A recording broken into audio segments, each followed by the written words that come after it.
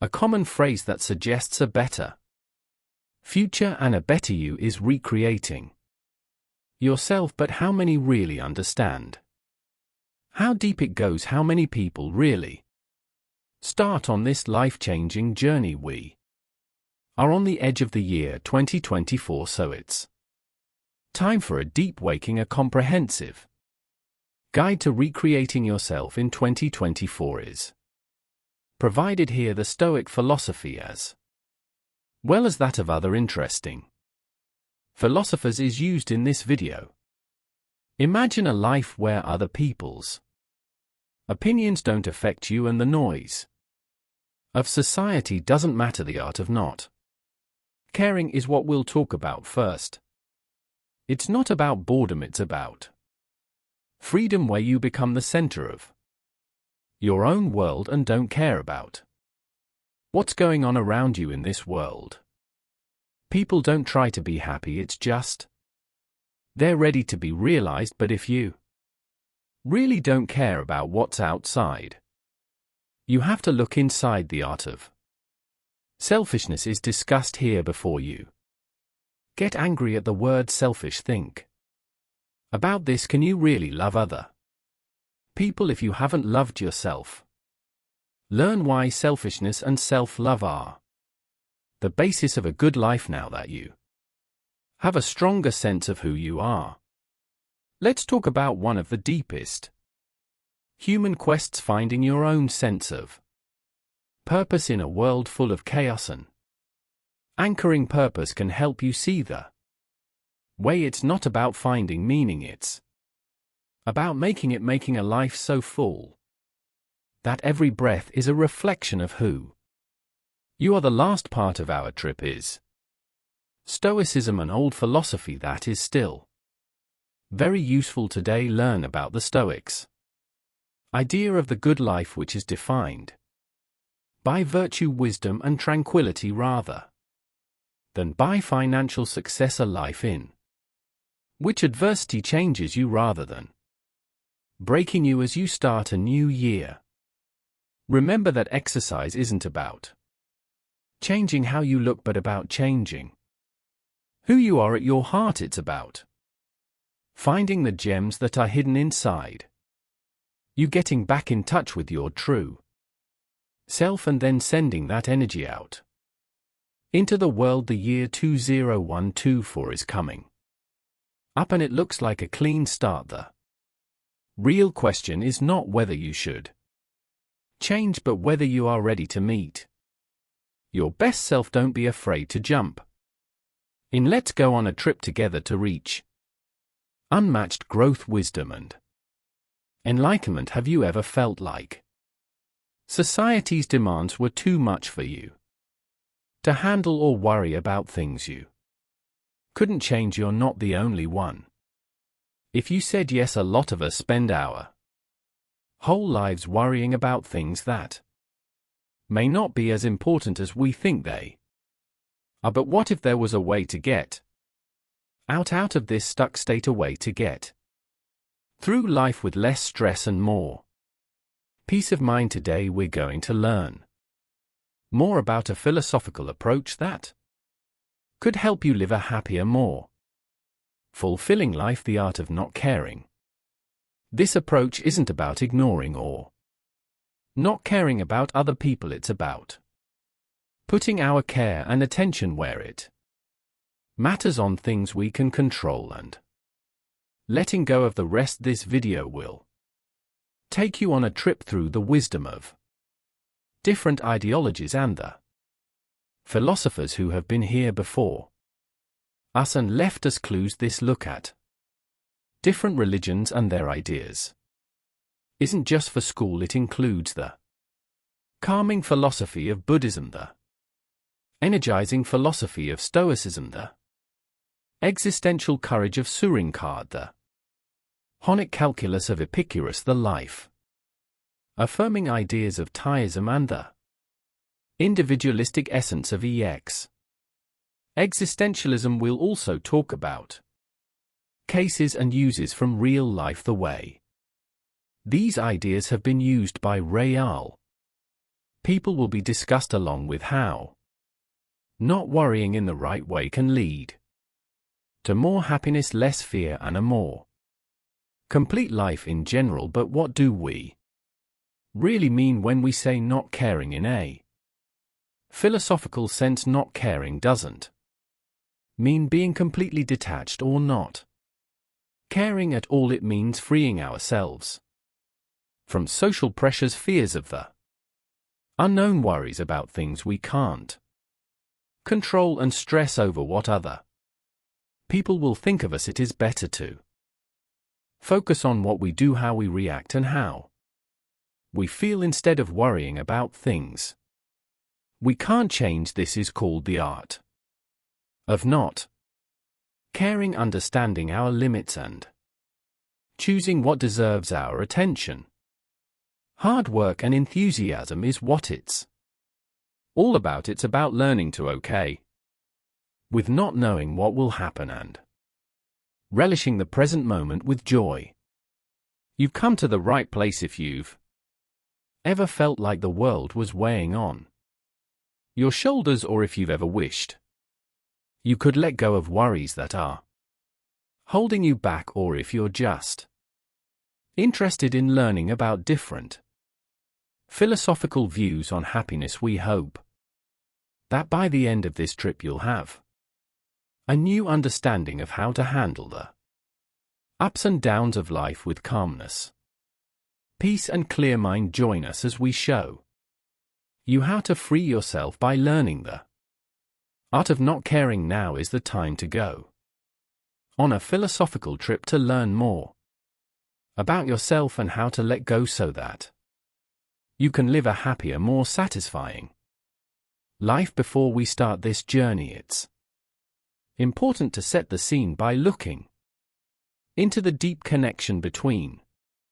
philosophy and happiness. How does philosophy help us define and understand what happiness is? Philosophy is the pursuit of knowledge and the love of wisdom. It looks into basic questions about being, reality, information, values, reason, and most importantly for our talk today, happiness. Many philosophers from different times and places have tried to answer the question of what happiness is and how to get it, from old Greek philosophers to modern thinkers. The main goal of philosophical study has always been to find the means of happiness. On the surface, the idea of happiness seems easy and applies to everyone, but when you look closer you find that it has many aspects and is very personal and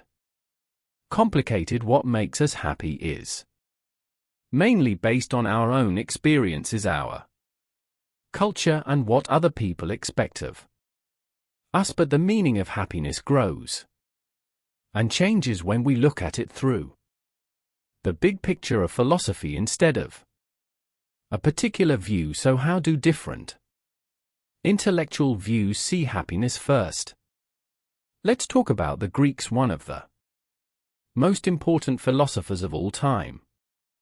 Aristotle thought that happiness was more than just a feeling or a short-lived state of joy. He came up with the idea of eudaimonia, which is often translated as well-being or the good life. Aristotle believed that happiness consisted of living a life of virtue and wisdom, reaching one's full potential and making a positive difference in the world. It wasn't about seeking pleasure. It was about making your inner life full.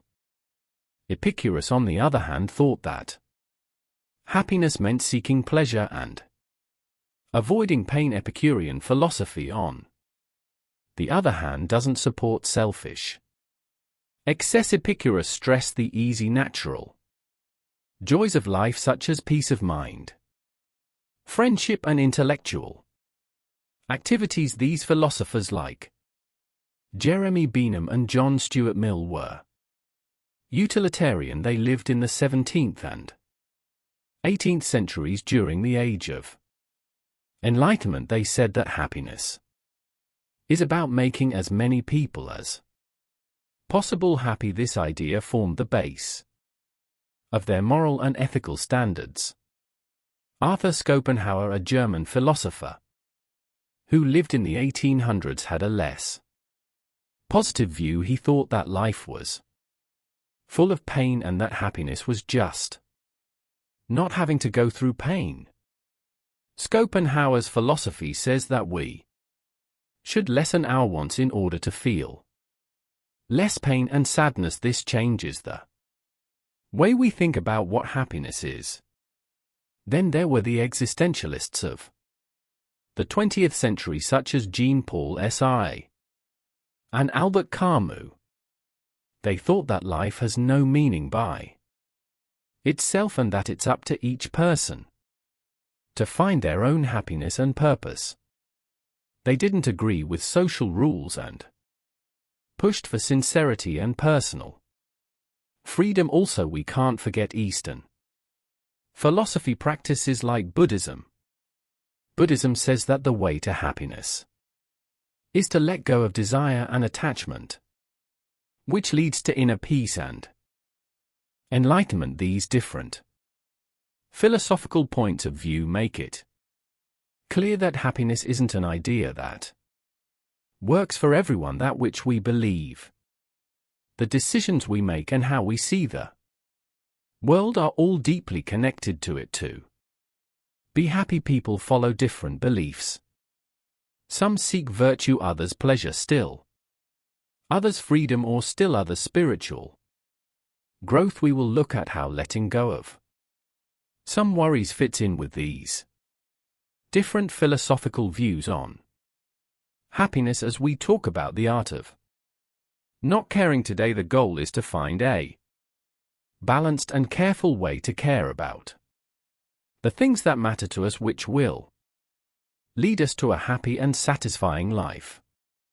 It's important to remember that philosophy doesn't give us solutions. It helps us figure out what questions to ask as we learn more about how to not care. Let's keep an open mind, question what we think we know, and let these different philosophical ideas help us understand what happiness is. Let's set out on this fascinating journey, learning from the deep insights into happiness of great philosophers. Now let's talk about Stoicism, an old Greek philosophy which has become famous again recently because it has deep wisdom and useful advice for living a good life. Zeno of Citium started Stoicism in Athens in the early 3rd century BC. However, it was the later Stoic philosophers such as Epicurus,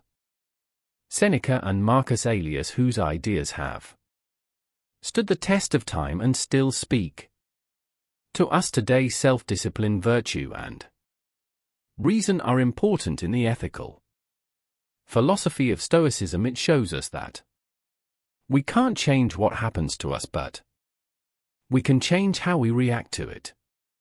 Stoicism tells us to focus on what we can control and let go of what we can't.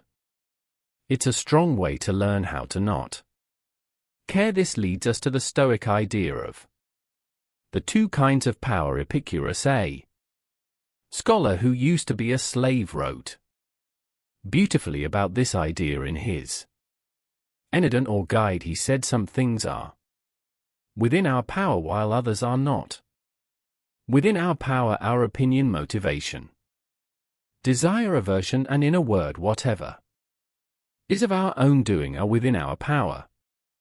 Not within our power are our body, our property, reputation, office, and in a word, whatever is not of our own doing. This strong contrast tells us to focus our attention, energy, and feelings on the parts of our lives that we can manage, and to act like we don't care about the rest. This doesn't mean we should be lazy or ignore our tasks. Instead, it means we should figure out what's really important and deserves our attention and Care, it's about deciding not to be upset by the things we can't change in life.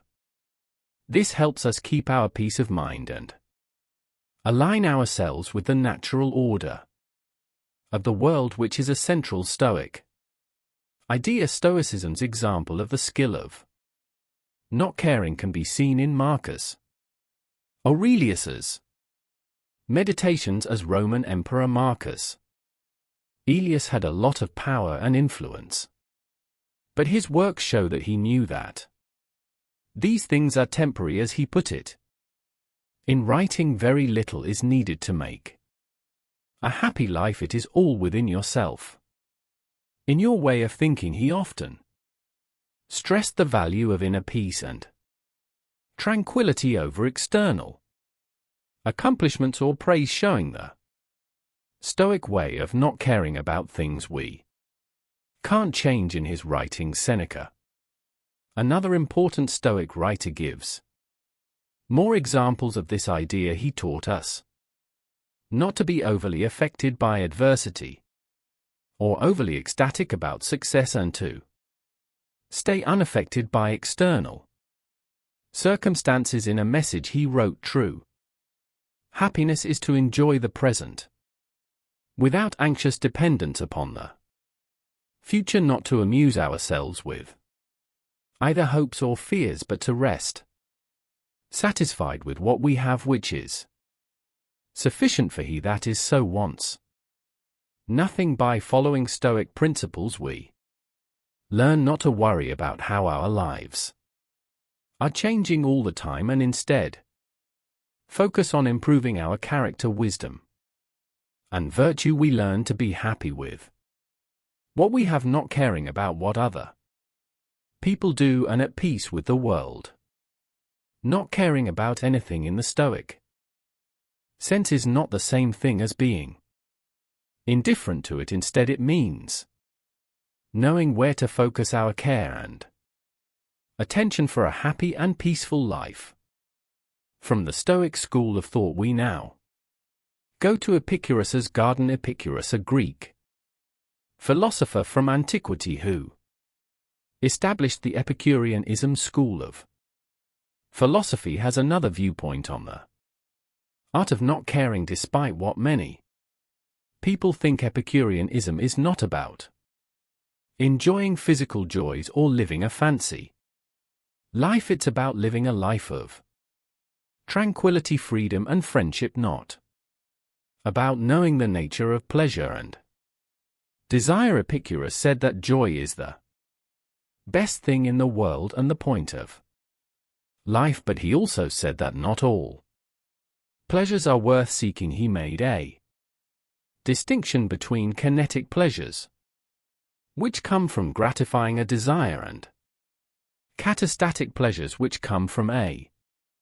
state of contentment when we are not experiencing pain or desires. Epicurus said that the best life is one in which we can stay in a state of catastatic happiness and enjoy the simple things in life without being pushed by desires all the time. What Epicureanism says about social standards and material wants is an important part of the art of not caring. Epicurus wanted people to live a simple life away from the busy life of Athens. He thought that a lot of our wants, like wanting money, fame, or power, come from what other people expect of us and aren't normal or important. Epicurus said that these wants often cause more harm than good because they are never ending and keep us wanting more. Epicurus famously said, if you want to make a man happy, don't add to his riches, take away from his desires. Epicurus's ideas about fear, especially the fear of death, are also very interesting. He said death doesn't matter to us because death doesn't exist when we don't, and we don't exist when death does. Epicurus says that we shouldn't be afraid of death because it's a necessary part of life. This way we can live more freely and happily in the present. So how do these ideas make your life better? We can achieve a state of contentment and inner peace by knowing the nature of our desires, telling them apart from those that aren't important, and learning how to control them well by choosing not to care about what other people think or the fear of death. We free ourselves from worries and stresses that aren't necessary. This makes room for real joy and tranquility. Epicurean ism teaches us that happiness doesn't come from having things or being important, but from being at peace inside without any pain or trouble. The philosophy teaches us to enjoy the easy things in life like friendship, thought, and not having to worry about what other people want or fear. It also teaches us how to not care about other people. The Epicurean way of life tells us to rethink our wants and values, to let go of social expectations and pointless fears, and to enjoy life's simple, long-lasting pleasures. Let's keep these ideas from Epicurus with us as we go on our trip. Let's value the part that pleasure and desire play in our lives and stop worrying about things that don't make us happy in the long run. As we continue our philosophical study of the art of not caring, we visit Denmark in the 1800s and meet Søren Kierkegaard, who is generally seen as the founder of existentialism. Unlike the other philosophers we've talked about so far, Kierkegaard lived in a very different time and culture. Kierkegaard's existential philosophy is all about the person, their feelings, their freedom, their choices, and their subjective life. He thought that everyone has their own idea of what is true, and that everyone has to figure out how to live their own life on their own. His works give us a deep look into the mind of a person by exploring worry, hopelessness, and the search for meaning. The leap of faith in the face of life's riddles and unknowns is one of Kierkegaard's most well-known ideas in order to find purpose and get over depression. According to Kierkegaard, one must take a leap of faith into religion. While the phrase leap of faith is often used in religious contexts, especially in Kierkegaard's works, the idea behind it goes beyond religion. It's about embracing ambiguity and having the guts to make choices without knowing exactly how things will turn out. Fear and worry that we feel every day come from not knowing what will happen. We worry about what might happen in the future and find it hard to make choices when we can't see what will happen. What if, though we decide not to care about this chance, what if we take that leap of faith, know that we don't know what will happen, and make our decisions with guts and conviction? Kierkegaard said life can only be understood backwards, but it must be lived forwards. This quote fits with what we're talking about because it reminds us that we can learn from our mistakes and gain wisdom from them, but we can't know or control what will happen in the future. So, deciding not to worry about what might happen in the future doesn't mean you're careless or don't care what happens. Instead, it's about getting rid of our crippling fear of the unknown so that we can fully live in the moment and do what we believe is right by freeing us from the weight of worry and fear. Kierkegaard's leap of faith could lead us to greater happiness when we stop worrying too much about what might happen. We can focus on the here and now and do things that are in line with our values. We free ourselves to live an honest life without being constantly worried about what might happen in the future when we do. This guards psychological philosophy makes us think deeply about our own lives, our worries, and our freedom. His idea of the leap of faith gives us a way to deal with the unknowns in life, not by trying to guess or control the future, but by embracing these unknowns with confidence and focusing on who we really are. We should be brave and care less about the things we can't change in life and more about living fully and honestly in the present. From the busy streets of Denmark in the 1800s, our intellectual journey takes us to ancient India, where Siddharagama, better known as the Buddha, created Buddhism, a deep philosophy and way to spiritual awakening. Buddhism is a non-theistic religion that has a special view on happiness, pain, detachment, and how to stop worrying about things that are temporary and will not last. Buddhism has a different idea of what happiness is than many Western schools of thought. But Buddhism doesn't think of happiness as pleasure or getting what you want.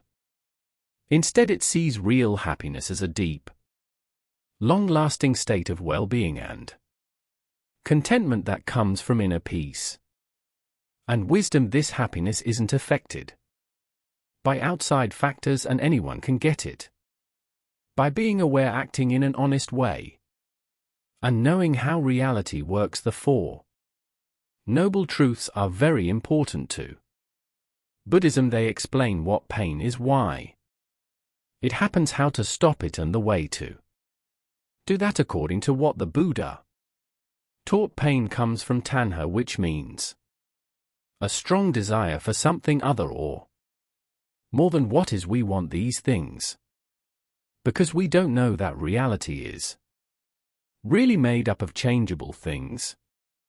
Dissatisfaction and not self lead us to the Buddhist ideals of detachment and non-attachment, which are very important for knowing how to not care. From a Buddhist point of view, in Buddhism, detachment doesn't mean ignoring or avoiding life's events. Instead, it means having a deep knowledge of and acceptance of the fact that everything changes. It means letting go of people, things, events, and even ideas, because you know they can change and disappear. Not being attached to things, events, or ideas is the same thing as being detached. It means not having to hold on to them all the time. We can fully experience life as it happens when we practice non-attachment. We can feel joy, sadness, happiness, and pain without being controlled by these fleeting emotions. We learn to really care about life without being tied down by it. We are not rejecting or devaluing things that change or disappear when we don't care about them. Instead, we are learning to connect to them in a better way, fully feeling and enjoying them while they last, but not suffering when they change or disappear. When you apply this way of thinking to your life, you can find deep peace and happiness inside. It helps us enjoy the beauty of the seasons without getting caught up in the storm of desire, dislike, or fantasy. It's said that you only lose what you cling to. This simple but profound saying sums up the core of Buddhist detachment and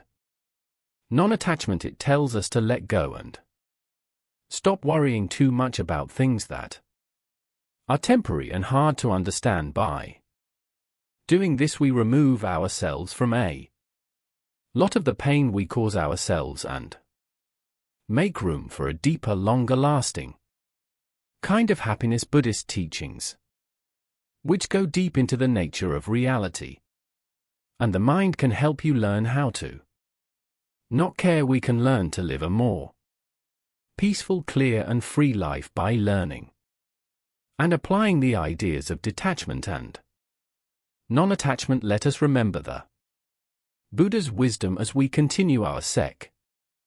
Remember that everything can change and that if we don't hold on to things that are temporary, we can find inner peace and happiness that lasts in the end. Isn't that what we all want? We are now back in Europe, this time in Germany in the late 1800s, where we meet Friedrich Nietzsche, one of the most important and controversial philosophers of all time. Friedrich Nietzsche gave us a strong way to look at the art of not caring. He was famous for his attacks on traditional morals and his philosophy of life. Affirmation. Nietzsche's philosophy is based on the idea of life reinforcement, which he thought was the best thing about being human, and said that to support life is to accept it as it is, with all of its problems, doubts and conflicts. It involves accepting life with a sense of joy, wonder and imagination, rather than in a passive or resigned manner. It's easy to see how Nietzsche's ideas about social rules and the art of not caring fit in with this philosophy of life. Affirmation. N thought that traditional morals and social rules often keep people from living fully and honestly. He didn't like the idea of group morals, which says that good and bad are the same for everyone, and thought that not caring about social rules and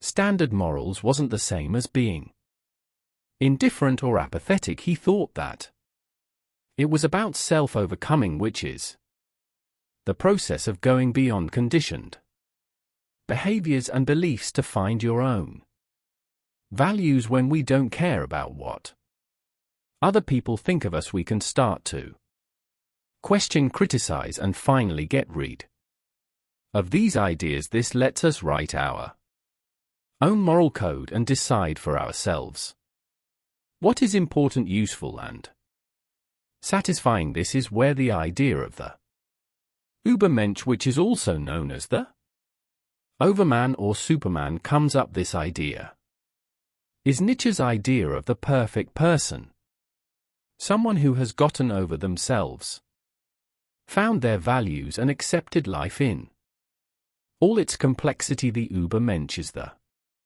idea that you don't have to care about traditional morality. Instead, you should enjoy life with all of its chaos and confusion and make your own morals. In Thus Spoke Zarathustra. Enki said, I teach you the overman. Man is something that shall be overcome. What have you done to overcome him? These strong words are a call to action. They make us think, question, and make things.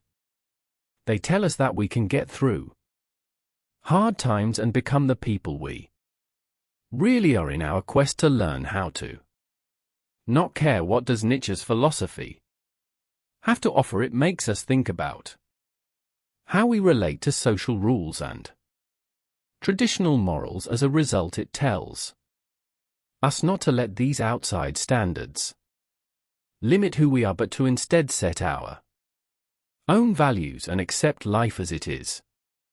Let's keep nature's strong ideas in mind. As we continue our research, let's work on getting over ourselves. Be brave enough to make our own standards and learn to accept life as it is. We've dug deeply into the theoretical realms of the art of not caring as we've traveled through the rich fabric of philosophy, from Stoicism to Buddhism and to Satra and Karma, etc. Put this academic wisdom into practice now. How can these intellectual lessons help us in our everyday lives in the real world? What steps can we take? The first thing we need to do is figure out what we really care about. Think about the Stoic concept of the two types Of control sort the things in your life that you can control from the things that you can't. The key is to focus on the things we can change, like our thoughts, feelings, and deeds, and learn to let go of the things we can't. You can feel a lot less stress, and by doing this simple thing, this will make room for more joy, freedom, and satisfaction. The second thing we want to talk about is embracing doubt. Life is full of doubts, as Kagad taught us, and trying to control or predict everything is not only pointless, but it can also lead to contentment. We can get rid of the fear and worry that come with the unknown by embracing uncertainty and taking that leap of faith. It becomes clear to us that doubt is a chance for growth and change. In the third step, you have to face social standards we learned from Epicurus, Nietzsche, and existentialism, that social rules and standards can make it hard to be ourselves and be happy. Think about the stresses in your own life. Do they match your values and goals? Or do they make you feel like you can't be yourself? Not caring about these social standards doesn't mean you're ignoring your duties or not caring about anything. Instead, it's about getting back your freedom to choose your own path, set your own ideals, and make your own character. The fourth step tells us to accept that life is silly. We can recognize the underlying folly and accept it by drawing on cues, wisdom, instead of looking for meaning or approval from other people. Focus on making your own meaning. This could happen through your hobbies, your job, your relationships, or your own growth. Find joy in the journey. In your fiend battle, our journey can be helped by these steps, but following them isn't always easy. It takes patience, courage, and self-compassion to go on this journey for a lifetime. Moments of uncertainty, fear, or misunderstanding may occur. Don't forget that it's okay to feel these things. They're normal for people. You should not fight them. Instead, you should recognize them, learn from them, and let them lead you. Now you might be thinking, what I can do right now to use these ideas. Mindfulness can help you a lot on this path. To be mindful, you have to be fully present and pay attention to the present moment.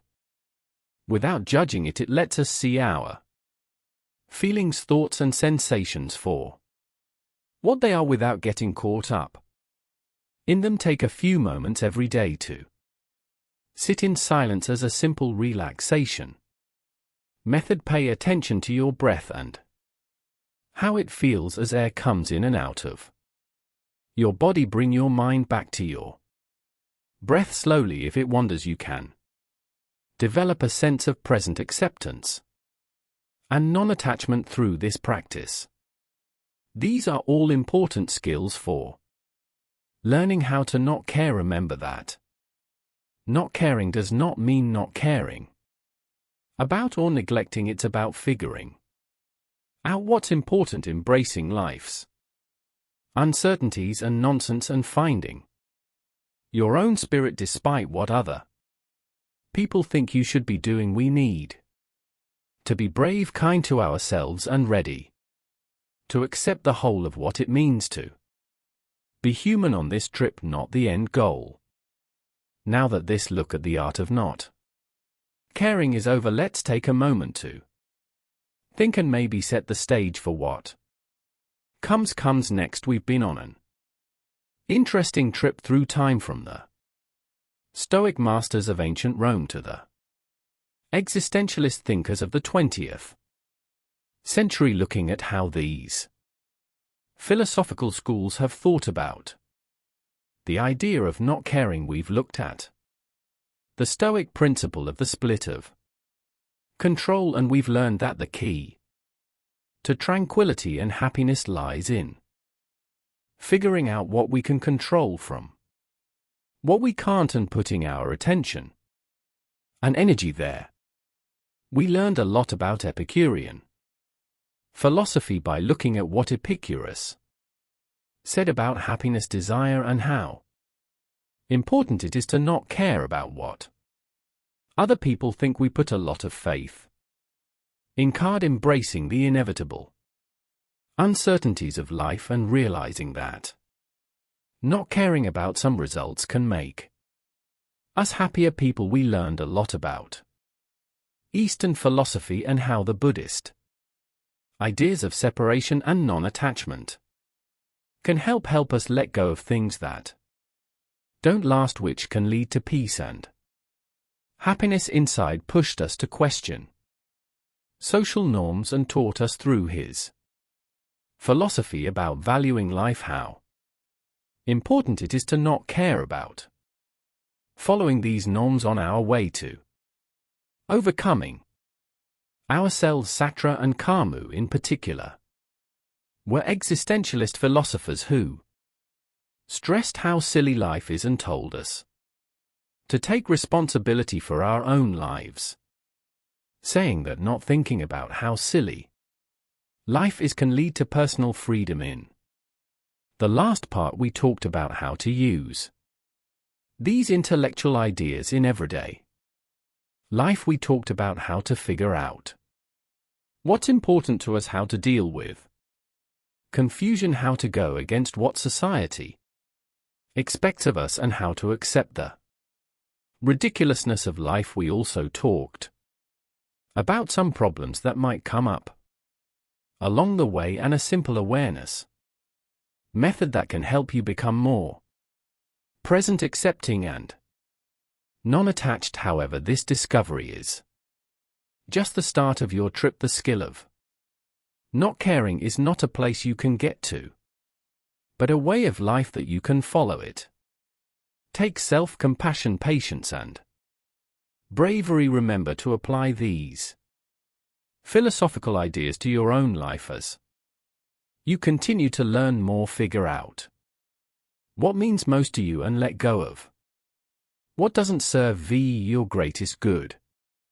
The most important things in life are the lessons we learn, the new ideas we have, and the people we meet. So go out and learn how to not care about things in your life. See what changes it makes, what freedom it gives you, and what happiness it brings you. Be aware that the path to not caring is not about becoming apathetic or careless. It's about embracing who you are, recovering your freedom, and making your own way.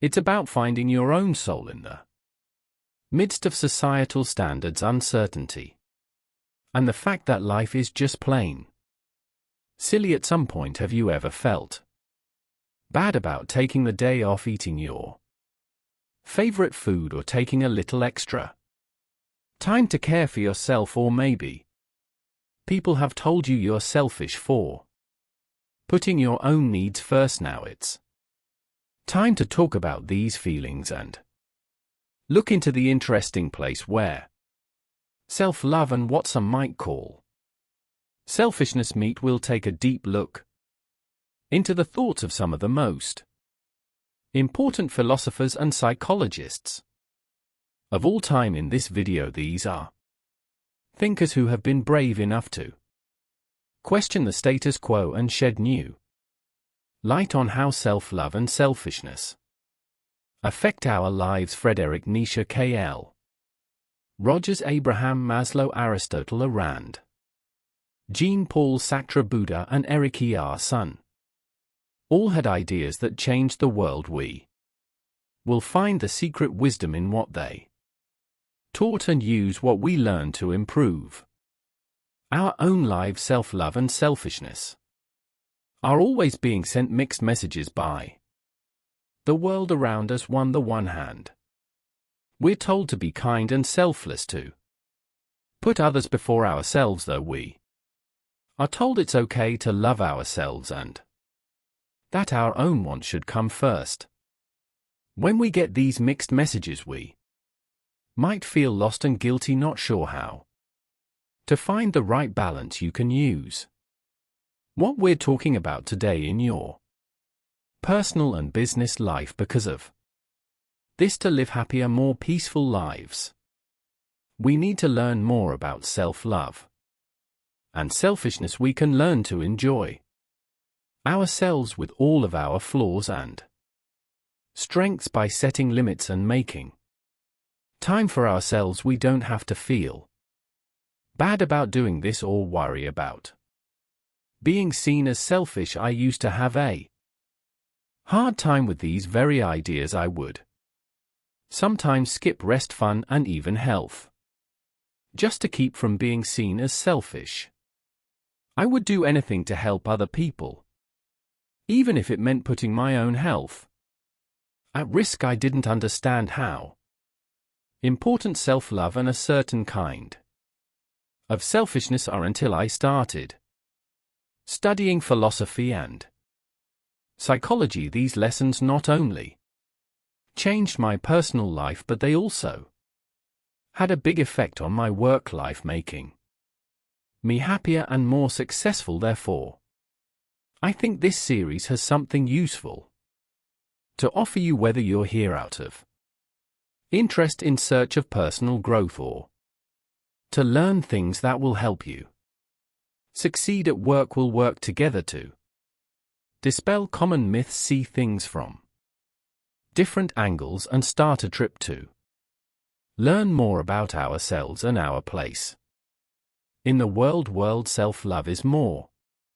than just going to the spa or eating out at a nice restaurant, though those things can be a part of it. In fact, self-love is a much deeper and more meaningful idea.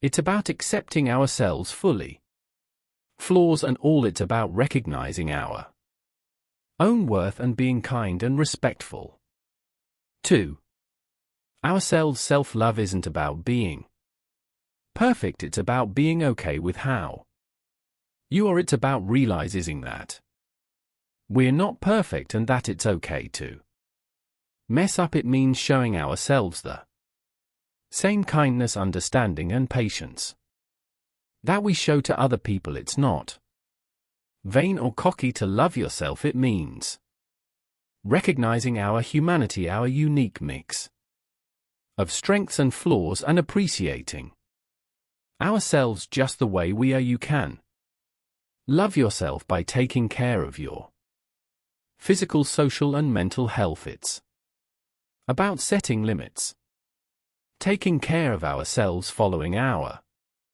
hobbies, and putting our needs first. It's about taking care of our bodies, keeping our heads active, and keeping our souls healthy. It has nothing to do with selfishness, right? The word selfishness usually has a bad meaning, which gets us to our next word. Most of the time it's used to describe someone who puts their own needs ahead of others, even if it means hurting them or ignoring their needs. But there is more than one side to this story, as there are to many ideas when we talk about selfishness in this situation. We're not talking about this harmful, careless behavior. To be more specific, we're talking about a better, healthy kind of selfishness in which we make choices that are good for our own well-being, even if they don't always go along with what other people want. This is the kind of selfishness that lets us say no when we're too busy, follow our dreams even if they go against social rules, and put ourselves is first even if it seems like a luxury. It's a form of selfishness where we recognize that our own wants are just as important as those of others. Some people think that self-love and selfishness have a confusing relationship, but they really do. So we have to be a little selfish if we want to really love ourselves. We have To be ready to put our own needs first.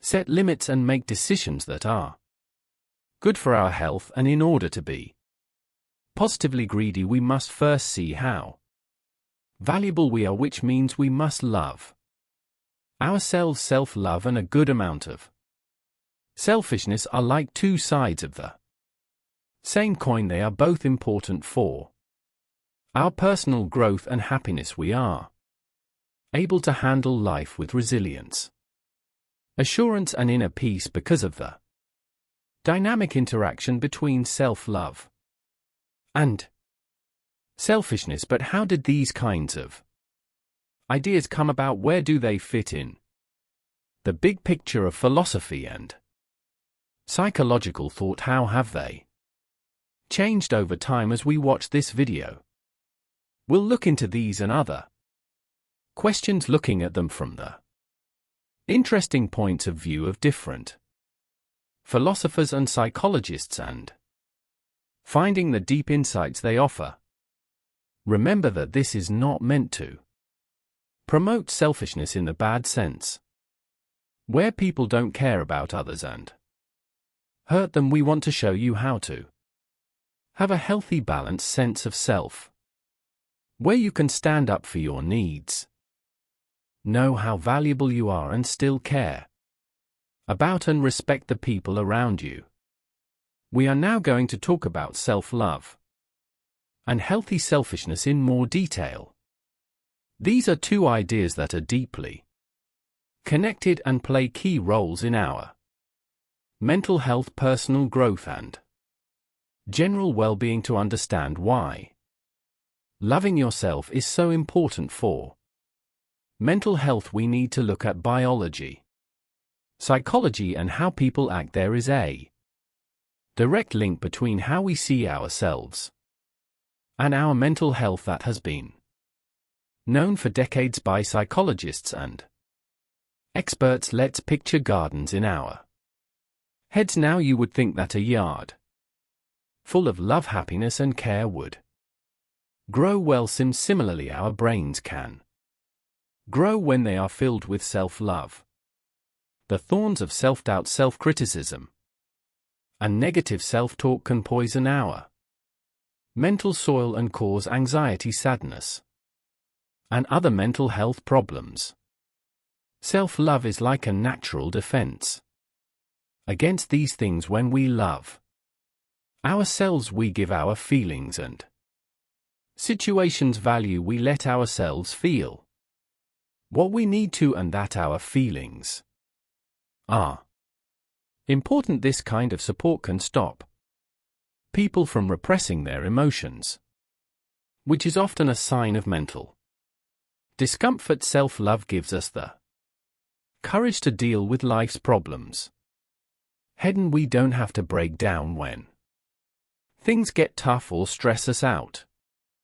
Instead, we can stand tall knowing that we can and should get through these problems. Having this kind of resilience is important for keeping your mental health in good shape and dealing with the ups and downs of life. What does good selfishness have to do with this, though?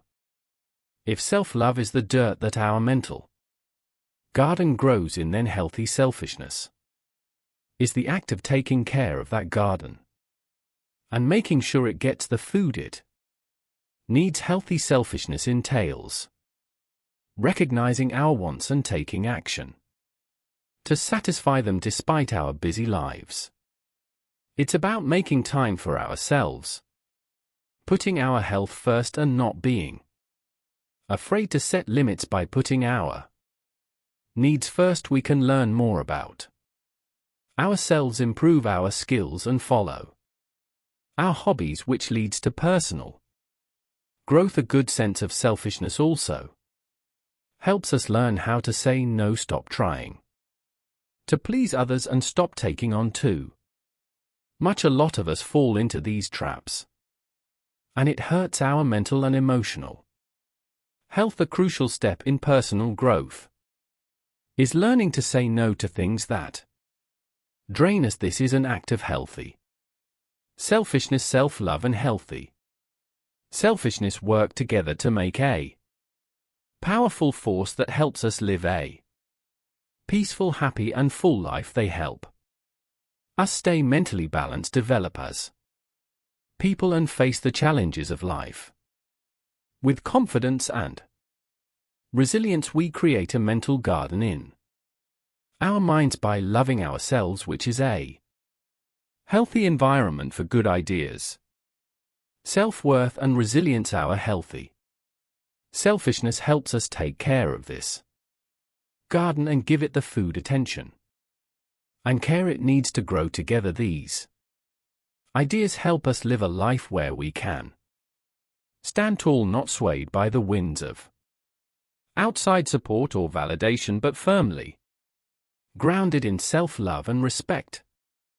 Finally, we can find a balance where we can meet our own wants while also caring about those of others. We'll keep digging deeper into these ideas to find the wisdom they hold. As we go, we will learn not only academic knowledge but also practical, applicable wisdom that can change our lives, guided by the deep insights of philosophers and psychologists who have illuminated the way to self-love and healthy selfishness in their lessons. Let's go down this path with an open mind and a desire to learn. Carl Rogers, a famous and important psychologist who is known as one of the founders of humanistic psychology, is our first stop. Rogers' ideas will always be remembered in this area. Let's go inside his head and find out how he feels about loving yourself. Carl Rogers was a leader in his field. He was born in 1902. His focus on the individual human experience and self-actualization changed the way people thought about these things and went against the popular psychoanalysis and behaviorist views of the time. Rogers' method was person-centered, emphasizing each person's inherent goodness and growth potential. His work has a long impact on psychology, counseling, and psychotherapy because it is full of kindness and understanding. Rogers thought that people needed to feel unconditional positive regard in order to reach a state of self-actualization, which is the best level of psychological growth and the point at which a person realizes their full potential. Rogers came up with this phrase to describe fully accepting and loving oneself no matter what or who you are. That's what self-love looks like. The most important thing in Rogers' humanistic psychology is pure love. Rogers stressed that self-love shouldn't depend on result support from others or following social rules. It shouldn't depend on what you've done. Therefore, he pushed for self-love that isn't affected by these outside factors and is based on knowing and accepting one's own unique innate worth. Rogers says that loving yourself is not a sign of ego or pride. It's not about thinking you're better than other people. Instead, it's about recognizing your worth, being open to your own experiences, and believing what you think and feel. Rogers thought that this kind of self-love is essential for personal growth and reaching one's full potential. When we love ourselves no matter what, we make it safe to explore and learn about ourselves. We let mistakes happen and learn from them, which promotes growth. Personally, we also develop an internal locus of evaluation, which means we trust our own decisions and don't just look to other people's ideas to back them up. According to Rogers, embracing our capacity for change and growth is another aspect of self-love. It has to do with realizing that we are not fixed things but are always changing. In this since self-love entails embracing both the person we are right now and the person we can grow into additionally. Rogers' therapy was based on the idea that a therapist's job was to create an atmosphere of sincerity, understanding, and unconditional positive respect in order to help their clients develop self-love and growth. He said that people automatically move toward better self-understanding, self-acceptance, and self-actualization when they are in such a setting that shows Rogers' faith in the healing power of loving yourself. Rogers' view on self-love not only changed the way therapy is done, but it also has a lot to do with what we're talking about. His ideas give us a new way of looking at things. They encourage us to love ourselves no matter what, and they show us that doing so can lead to personal growth and self-realization. Now we'll look at the work of Abraham Maslow, who was one of the first psychologists to use humanistic methods. As with Carl Rogers, Maslow's ideas about the order of needs and self-actualization give us a convincing way to look at our conversation. The famous American psychologist Abraham Maslow was born in 1908 and made a big difference in the field with his humanistic method. This view, which is sometimes called the third force in psychology, stresses how good people are by nature and how important it is for them to grow psychologically in a healthy way. Maslow is probably best known for his theory of the hierarchy of needs, which is still used today in business, marketing, psychology, and even education. Maslow put the idea of self-actualization at the top of his hierarchy of needs because it was the most important thing to him. Maslow said that self-actualization is the process of reaching your full potential over time.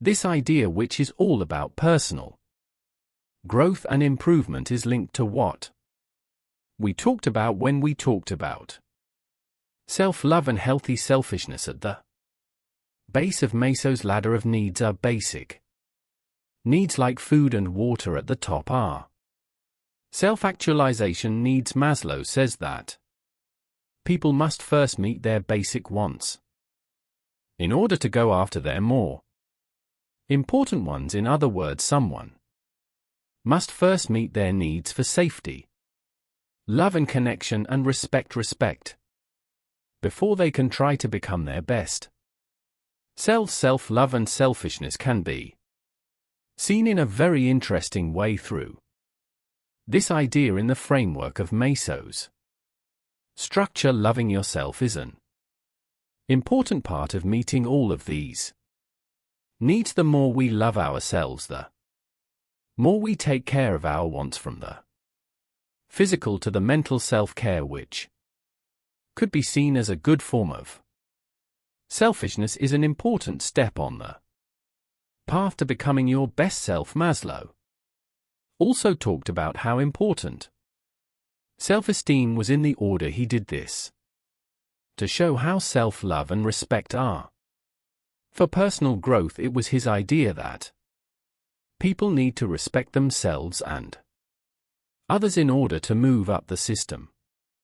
Self-love is very important because it's what makes self-esteem and self-respect possible. In addition, the search for self-actualization can be seen as a good form of selfishness. Maslow says that seeking personal growth, satisfaction, and peak moments is a part of self-actualization. It's about getting better at being yourself. Some might say that this is a form of selfishness, but it is a good and healthy thing to do because it leads to personal growth and Happiness Meso's theory acknowledges the significance of a certain amount of selfishness in living a happy life by focusing on personal growth and the satisfaction of one's own needs. It's important to remember, though, that Maslow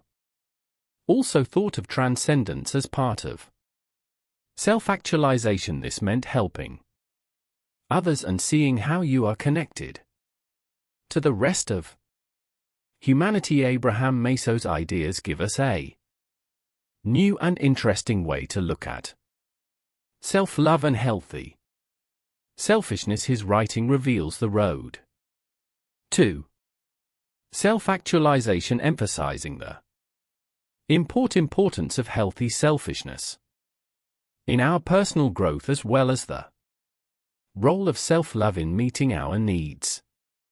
Going back in time to learn about ancient wisdom, we now look at Aristotle, one of the most important philosophers in history. His wide-ranging work, which includes philosophy, ethics, and politics, has influenced thought for hundreds of years and can still teach us a lot about self-love and healthy selfishness. Aristotle was born in 384 BC.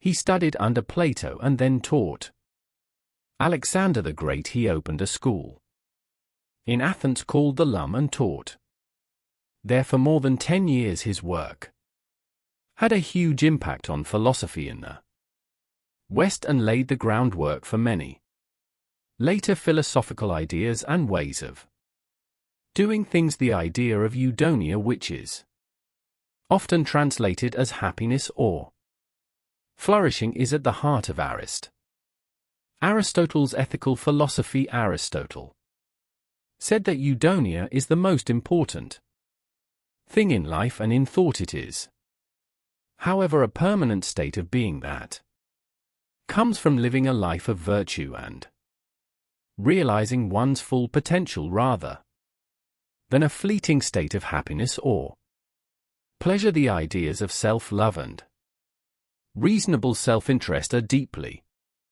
linked to the idea of eudaimonia. Aristotle said that loving oneself is not only okay, it's important for eudaimonia. He thought that self-love wasn't about being selfish, but about wanting and working toward what is good for yourself. Aristotle's idea of reasonable self-interest is related to his idea of self-love. He said that we are logical humans who want to reach our fullest potential by nature, so to truly love ourselves we need to seek virtue and wisdom and basically become the best versions of ourselves. It's a type of good selfishness where one looks for personal growth and satisfaction without hurting other people, but rather as a way to make a difference in society. Let's look at some real-world examples to help you understand how Aristotle's ideas can be used. Like, let's say you're an artist. In the Aristotelian sense, loving yourself would mean putting all of your efforts into getting better at what you do, finding and using your own unique artistic style and reaching your fullest potential. You can make a difference in the world in your own unique way by recognizing your interest and ability. Or think about a situation where you have to choose between a high-paying job that doesn't bring you joy and a lower-paying job that does. According to Aristotle's philosophy, loving oneself entails taking the road that makes you truly happy and helps you reach your full potential, even if it seems harder or less rewarding at the time. To sum up Aristotle's idea of eudaimonia, these examples show what it means to live a happy life by seeking virtue and personal excellence. Self-love and a certain amount of selfishness are not only good, they are necessary in this situation in turn they push us to improve ourselves and reach our full potential, which leads to our personal growth and, in turn, the improvement of our communities. Aristotle's wisdom opens up a new way to think about self-love and healthy selfishness. It supports the idea that these ideas are not at odds with each other but work together to make a happy life. His philosophy encourages us to consider our abilities, our interests, and the decisions we make, emphasizing the significance of loving ourselves well and acting in our own best interests. The next stop on our trip is around a controversial but important figure in both writing and philosophy. Born in Russia in 1905, Rand moved to the United States in the 1920s. It was there that she came up with the thought system called objectivism, which can be found in her books like The Fountainhead and Atlas Shrugged. Rand's philosophy reports a level of ethical egoism that she called the virtue of selfishness. This gives us a unique way to look at self-love and healthy selfishness. Objectivism. Ayn Rand's philosophy says that the most important thing in life is to be happy. She pushed for a kind of logical selfishness in which each person's own life and happiness are their most important goals.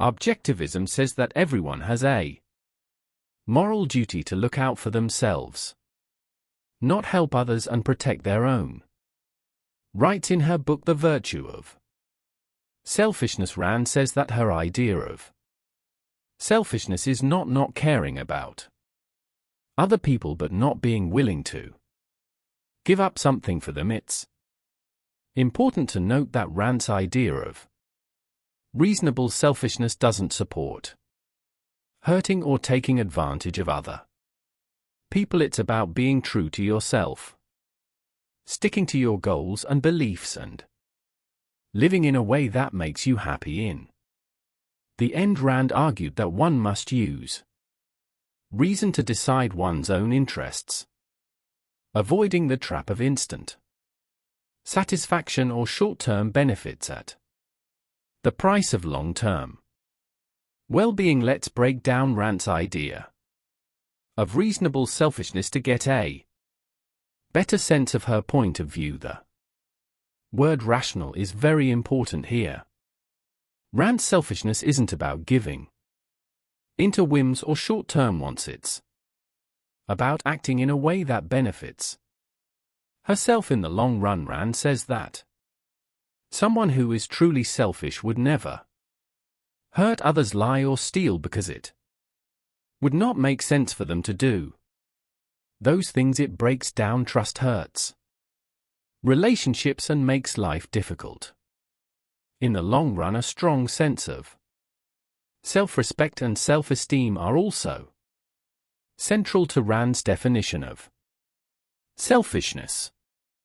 Aristotle talked about self-love in a similar way that Rand does. Rand's selfishness is about loving oneself, staying true to one's ideals and seeking personal growth and satisfaction. Indeed, Rand says that this kind of logical selfishness is necessary for a society to be fair. Everyone should look out for their own best interests and accept the rights of others to do the same. This will create a society where people work together and value each other. Rand said that a world where everyone exhibits logical selfishness is one where people are free, happy and respectful of each other's rights. As we talk about self-love and healthy selfishness, Ayn Rand gives us a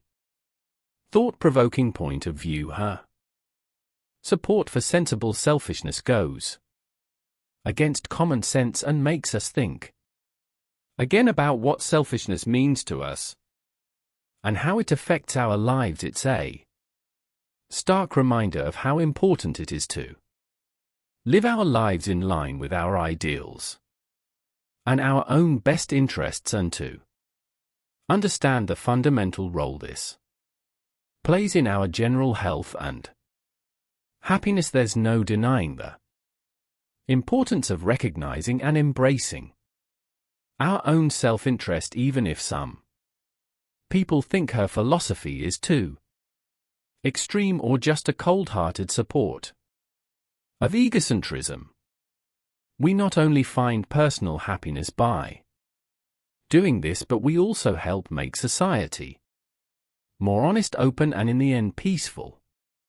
Our intellectual journey now takes us to the peaceful world of Stoicism, where we meet Epicurus, a famous thinker from this school of thought. Even though he had a hard childhood and was born a slave in Phrygia around 55 AD, Epicurus went on to become one of the most important Stoic philosophers. His lessons have been useful for hundreds of years and are still useful today. The philosophy of Stoicism says that virtue, wisdom, and morals are the best ways to be happy. We may not be able to change what happens to us, but we can change how we react to it. The Stoic philosophy says that we should be calm and accept our fate and circumstances while focused on getting better through reason, sale fees,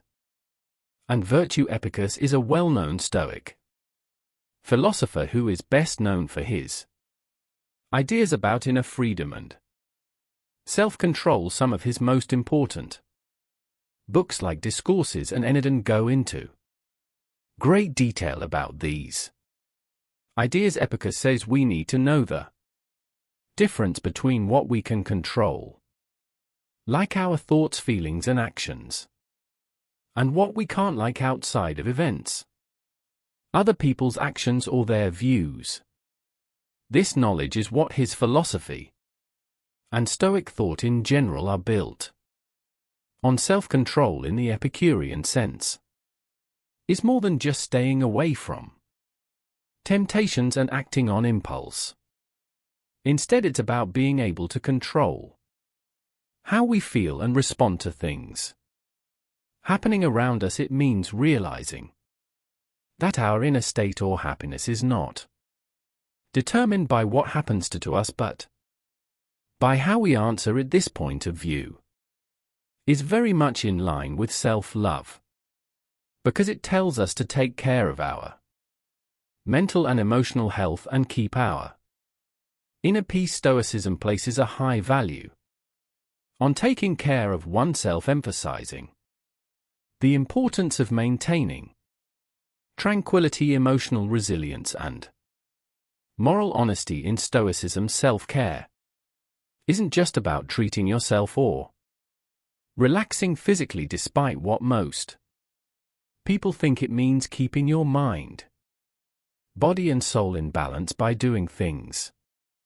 like meditating, reflecting, and taking care of your health. It also means developing our reason, controlling our feelings, and increasing our virtue, all of which are connected to loving yourself and acting in your own best interests. The ideas of self-love and reasonable self-interest are profoundly coded in the lessons of Epicurus and Stoic philosophy. He tells us to put our inner peace first, think clearly, and support moral virtues, all of which are manifestations of self-love and self-interest. The idea of keeping inner freedom and self-control, however, may be where the most important agreement lies. Being self-aware, respecting ourselves, and taking responsibility for our mental health are all important parts of loving yourself and acting in your own best interests. Putting Epictetus' ideas into practice in our daily lives can have big impacts. Let's say that a project at work is making you feel worried. Use Epictetus's advice to figure out what you can control instead of letting your worry take over. You can't change how the job turns out, but you can change how hard you work on it, how you use your time, and how you deal with stress. Or if you're having a hard time with your self-esteem, it can help to think about what Epictetus said about inner freedom. Figure out that your morals, deeds, and inner peace are what make you valuable, not what other people think or what happens. Our next guide is Jean-Paul Sartre, a French philosopher and one of the most important figures in existential philosophy. He will help us find our way through the complicated maze of self-love and selfishness. Sartre was born in Paris in 1905 and wrote and thought a lot. His ideas have had a big impact on Western philosophy, especially existentialism and phenomenology. Existentialism, the philosophical movement that Sartre helped spread, is based on the idea that each person has a unique experience in a world that is either not caring about them or even unfriendly to them. People in this school of thought value freedom, choice, and responsibility. Existentialists say that each person is free to decide what their life is all about. This freedom is both freeing and challenging because it comes with the duty of choice. The popular idea in SRA's philosophy is that existence precedes essence, which means that as people we exist first and then it is up to each us to shape our essence or nature. SRA's idea of sincerity is based on this freedom from the inside out, living in a way that is true to you, regardless of what other people think or expect of you. Accepting this psychological freedom and taking full responsibility for our actions, decisions, and the results that follow is what Sartre meant by authenticity. You have to realize that you're in charge of your own life and can't put the blame on other people or outside events. In SRA's own words, man is condemned to be free because he is responsible for everything he does once he is out in the world. Authenticity, self-love, and selfishness all have interesting things in common. SRA's idea of authenticity is linked to self-love and healthy selfishness because it tells us to be true to ourselves and put our beliefs and values first, recognizing our wants, taking responsibility for our decisions, and living in line with who we really are all necessary steps. This is about liking yourself enough to live in a way that is true to who you are, even if that means going against what other people think is right. Genuineness, on the other hand, isn't about navel-gazing selfishness. For Sartre, it's about freedom and duty. It's not a reason to ignore other people or avoid doing what you need to do. Instead, it's a call to be real with our freedom and the choices it gives us. There is a small but important difference between this and selfishness. Being real means being aware of and acting on our wants, but it doesn't mean stepping on other people to get what we want. Think about your connections with other people to see how SRA's IDEFE of truthfulness can be used in real life. Being real means telling the truth about your needs and feelings, even if they're different from what your partner, friend, or family wants. It's about being brave enough to be yourself and not giving up your ideals or morals to make other people happy in a work setting. Living authentically might mean picking a job path that makes you happy instead of one that is popular or pays well.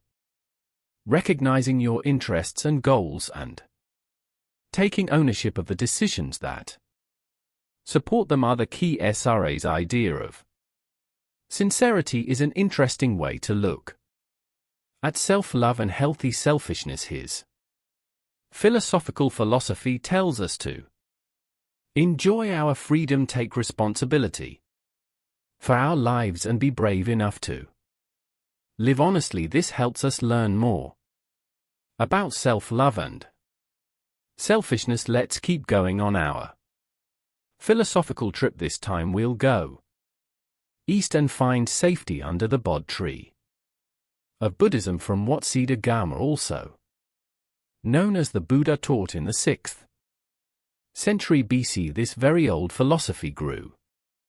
Millions of people around the world have benefited from the Buddha's lessons.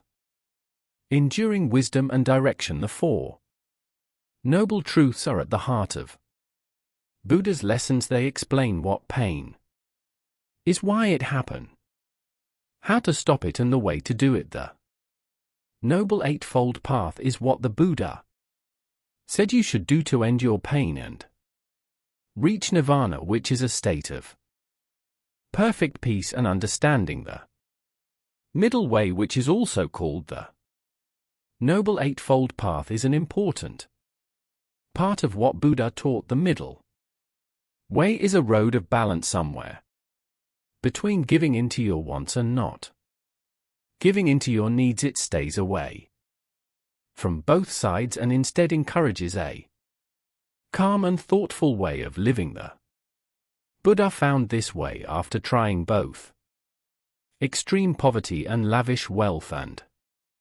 learning that neither was the way to true happiness or enlightenment. This is a complete road that includes mental control, wisdom, and moral behavior. It includes having the right view, the right intention, the right speech, the right action, the right livelihood, the right effort, the right mindfulness, and the right concentration. These things taken together make up a healthy way of life that helps people be free from pain. When we study the middle way's effects on self-love and selfishness, an interesting interplay becomes clear. Self-love from a Buddhist viewpoint can be seen as a caring care for one's well-being, both physical and mental. It includes encouraging wholesome states of thinking and minimizing unwholesome ones. The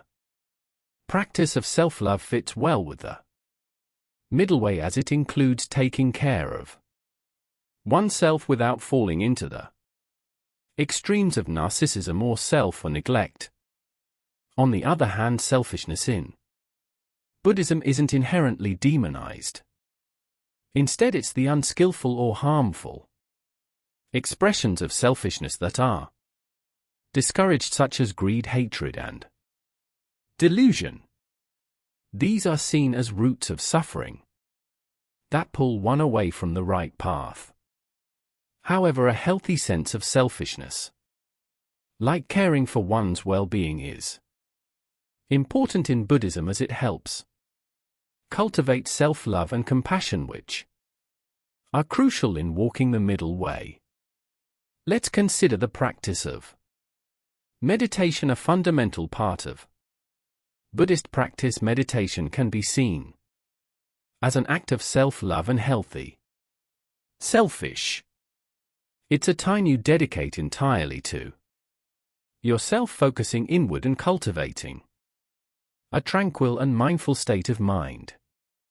This practice aligns perfectly with the middle way, nurturing balance and avoiding extremes like excessive outward focus or complete detachment. In a real-world context, the middle way can guide us to balance our personal and professional lives, taking care of our needs without neglecting our responsibilities towards others. It can inspire us to live healthily, neither indulging excessively in sensual pleasures nor denying ourselves joy and comfort. It teaches us to approach life with equanimity, understanding and compassion, not just for others but also for ourselves. The Buddha's middle way provides a compelling perspective on the delicate balance between self-love and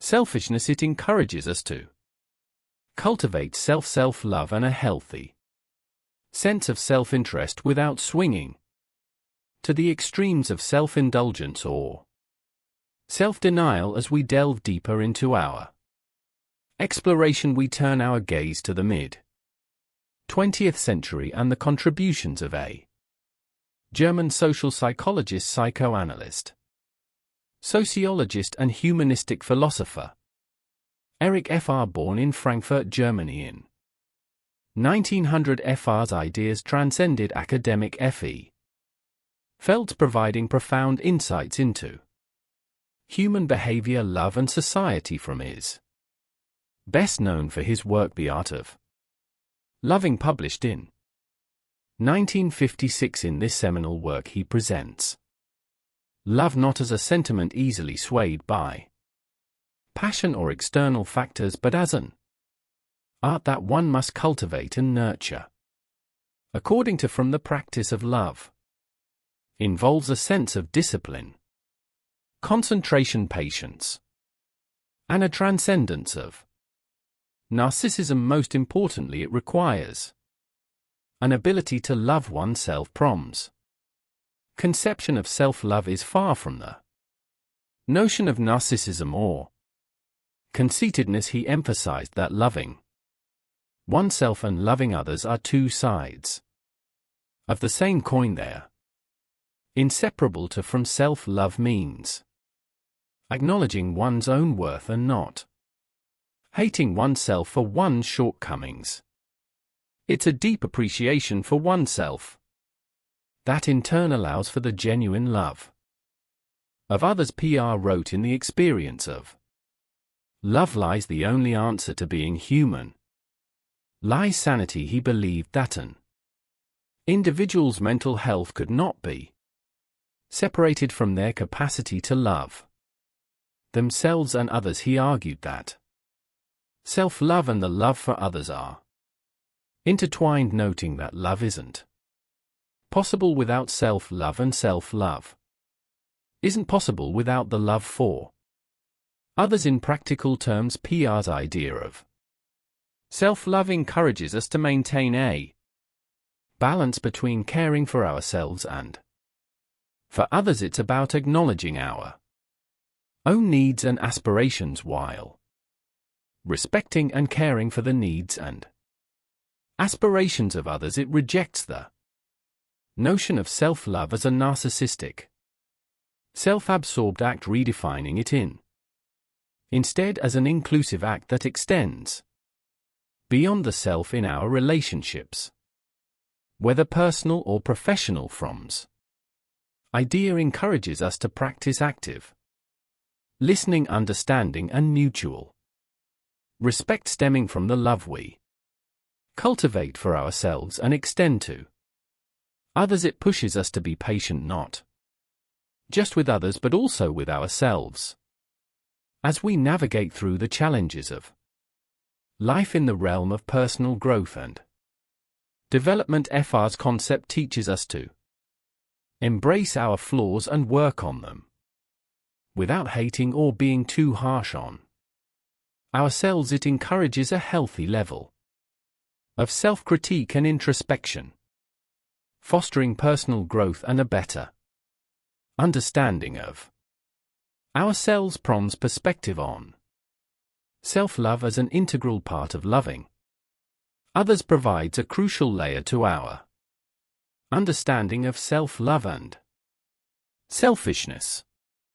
His thoughts encourage us to recognize self-love not as an isolated, self-centered act but as a vital step towards loving others and leading a wholesome life. As we journey through the different philosophies and psychological Perspectives on self-love and selfishness. We find ourselves in a mosaic of ideas, each unique yet sharing common threads, comparing and contrasting. These perspectives helps us appreciate their depth and diversity and guides us in integrating these principles into our daily lives. Starting with Carl Rogers, we saw that self-love is intrinsically tied to the concept of self-actualization. A positive view of oneself enables one to explore their potentials and capabilities fully. The concept of self-actualization resurfaces in Abraham Maslo's hierarchy of needs, emphasizing self-love as a crucial element in fulfilling our highest potential.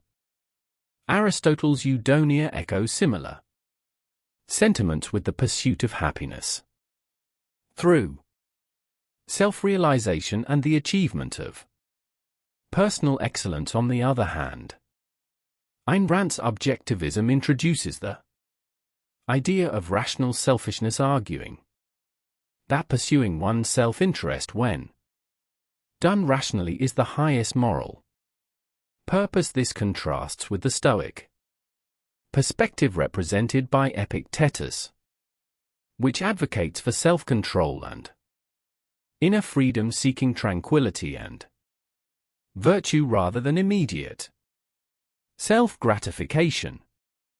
Jean-Paul Sartre's existentialist perspective throws us into the pursuit of authenticity, implying that self-love is about embracing our freedom and taking responsibility for our actions.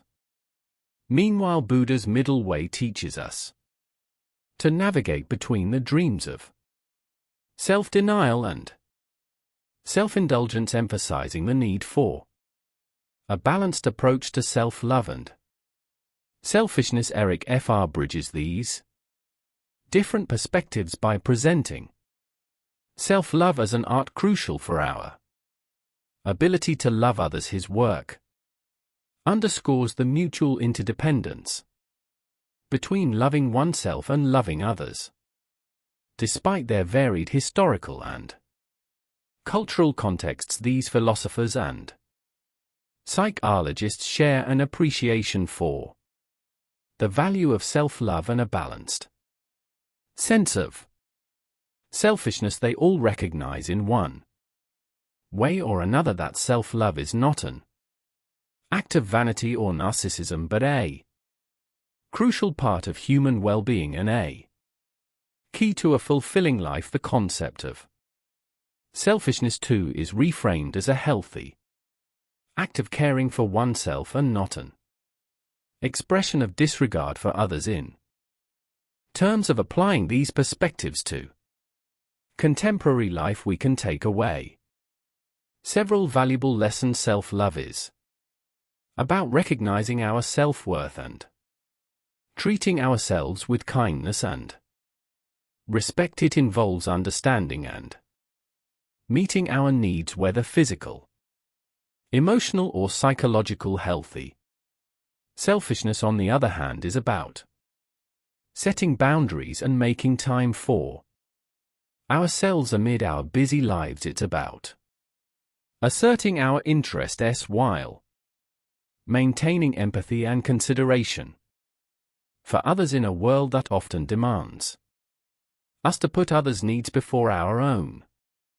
These philosophical and psychological perspectives remind us of the importance of taking care of ourselves too. After all, as the adage goes, you cannot pour from an empty cup. In the act of nurturing ourselves, we become better equipped to contribute to the world and enrich the lives of those around us as we venture forth into our individual journeys. Let these philosophers and psychologists be our guides. Let their insights illuminate our paths as we navigate the terrains of self-love and selfishness, as we endeavor to create a balance that fosters personal development and contributes to a good life as you venture forth. Hold on to the insight that self-love and balanced selfishness are not barriers to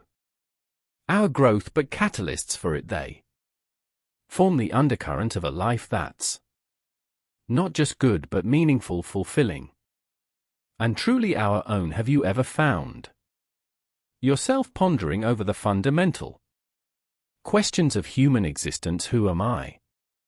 Why am I here? What's the purpose of life? If you have, you've unknowingly delved into the realm of existentialism, a philosophy that places human individual existence, freedom and choice at its center. Imagine you floating in the endless cosmos, gazing down at the world, a tiny sphere amidst an infinite expanse. All the successes, all the failures, the entire human experience condensed into this one small dot. It's overwhelming, right? It might even seem absurd, but don't despair, because that sense of insignificance is precisely where existentialism begins. Existentialism, in its simplest terms, is a philosophy concerned with finding the self and the meaning of life through free will, choice, and personal responsibility. It rejects the idea that the universe inherently holds any truths or meaning about our individual lives. Rather, it suggests that it's up to each of us to give our own life meaning, to navigate this vast, uncaring universe, where established structures or morals offer no easy paths. This philosophy originated in the late 19th and early 20th centuries, born out of the chaos and disillusionment following World War II. It was a philosophical rebellion, one that sought to explore the human condition in a world that appeared increasingly absurd. Among the many philosophers who contributed to this thought-provoking field, two names are particularly prominent and will serve as our guiding stars throughout this exploration: Jean-Paul Sartre and Albert Camus. Jean-Paul Sartre, the renowned French philosopher, is often seen as the pivotal figure in existentialist thought. His belief that existence precedes essence encapsulates the idea that we come into the world without predefined purpose or nature, and that we must create our essence through our choices and actions. In SRA's view, we are not born with a specific mission or inherent meaning. Rather, we find ourselves in a seemingly arbitrary world, and it becomes our existential responsibility to shape our destiny and give our life its unique meaning. Then we have Albert Camus, another French philosopher who, while often associated with existentialism, preferred to identify his philosophy as absurdist. For Camus, the universe is indifferent to our struggles, our joys, our existence, but rather than spiraling into despair, he saw this recognition as a starting point to create our own meaning, to rebel against the absurdity and embrace the freedom it offers. We'll be diving deep into their philosophies, unpacking their key concepts and exploring how their ideas can provide valuable insight into our own lives, because isn't that the ultimate goal, to understand and navigate our existence in this grand cosmos? Welcome to our journey into the heart of existentialism, a journey where we may not find easy answers but will undoubtedly uncover thought-provoking questions about life, freedom, and personal responsibility. The roots of existentialism, while firmly planted in the 19th and 20th centuries, stretch back much further, drawing nourishment from The rich philosophical soil of the past. The philosophy's emphasis on individual experience, freedom, and the meaning of existence can be traced to the works of thinkers like Søren Kierkegaard and Friedrich Nietzsche. Kierkegaard, a Danish philosopher in the mid-19th century, is often hailed as the first existentialist thinker. He emphasized the importance of individual experience and personal responsibility, arguing against the trend of philosophical abstraction and insisting on the centrality of the individual's direct lived experience. He argued that truth is subjectivity, meaning that the most significant truths, especially those concerning ethics and religion, are deeply personal and subjective. On the other hand, we have Nietzsche, an iconoclastic German philosopher who fiercely criticized the established values of his time. Nietzsche's philosophy echoed the existentialist theme of individualism. He emphasized the creative life affirming individual who defies conventional morality to create their own values.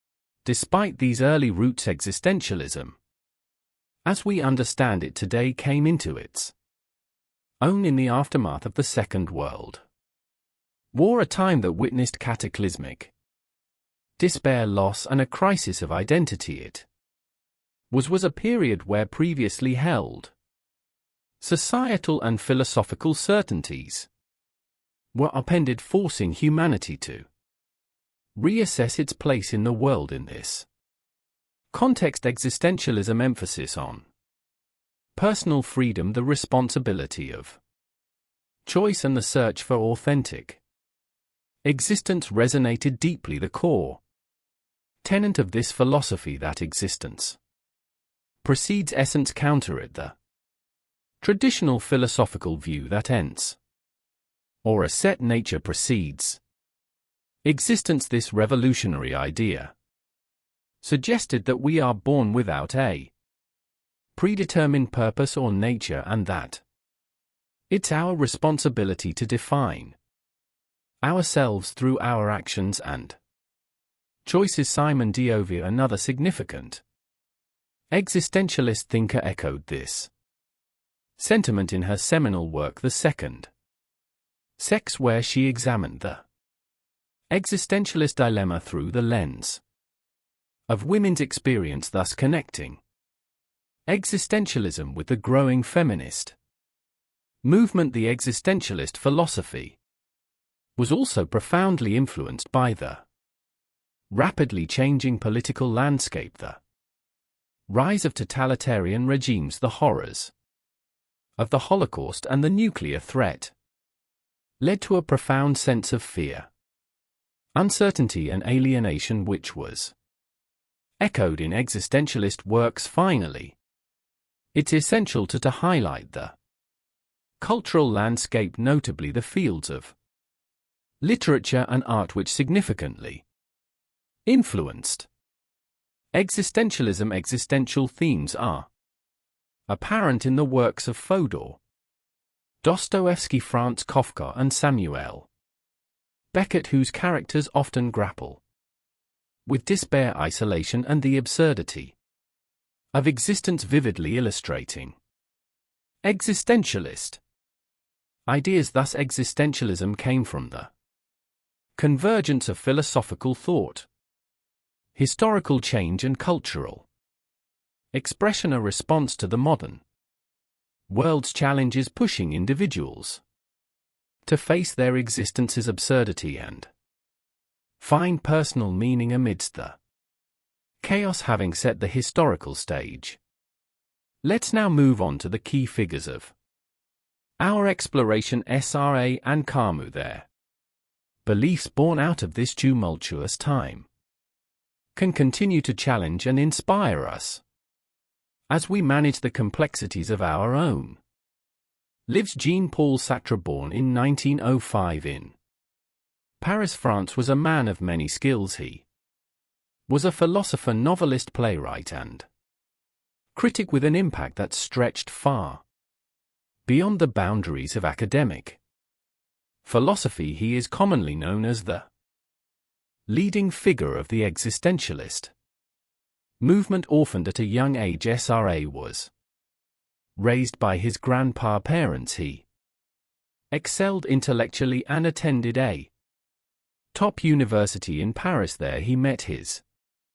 lifelong partner Simone de Beauvoir, a formidable thinker in her own right, and formed a radical open relationship that would question social rules. SRA served as a meteorologist in the French army during World War II and was taken by German troops in 1940. His experiences of war and imprisonment deep shaped his philosophical view, fueling his deep engagement with questions of freedom, responsibility, and the meaning of life. One of SRA's most important contributions to existentialist philosophy is his statement that existence preceded essence. This idea counters traditional philosophy, which usually posits that things have a defined core or nature that determines their purpose. In comparison, Sartre believed that human beings first appear, meet themselves, and only then define their essence or nature. This idea is closely tied to SRA's thought of radical freedom. For Sartre, each person is radically free and responsible for their acts, since there is no set human character or external source of value.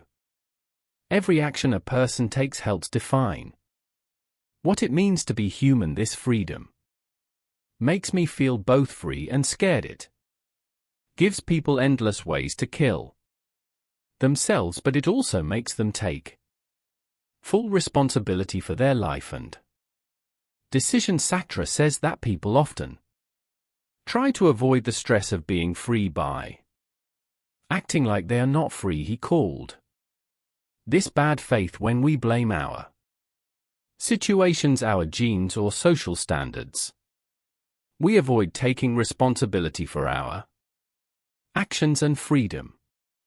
Recognizing our rights is the first thing that needs to be done to live a true life. SRA's philosophy also thinks a lot about the idea of nothingness. He wrestles with the idea of awareness as a form of nothingness that separates us from the world and gives us the freedom to rise above our circumstances in being and nothingness. One of his most important works, these ideas see the human situation as a paradoxical conflict between being and nothingness, a battle that makes us who we are. In addition, Sartre talks about the idea of the other person's look or gaze. Noticing how other people see us can make us feel like objects, which is what he meant by his famous phrase, hell is other people. For Sartre, this doesn't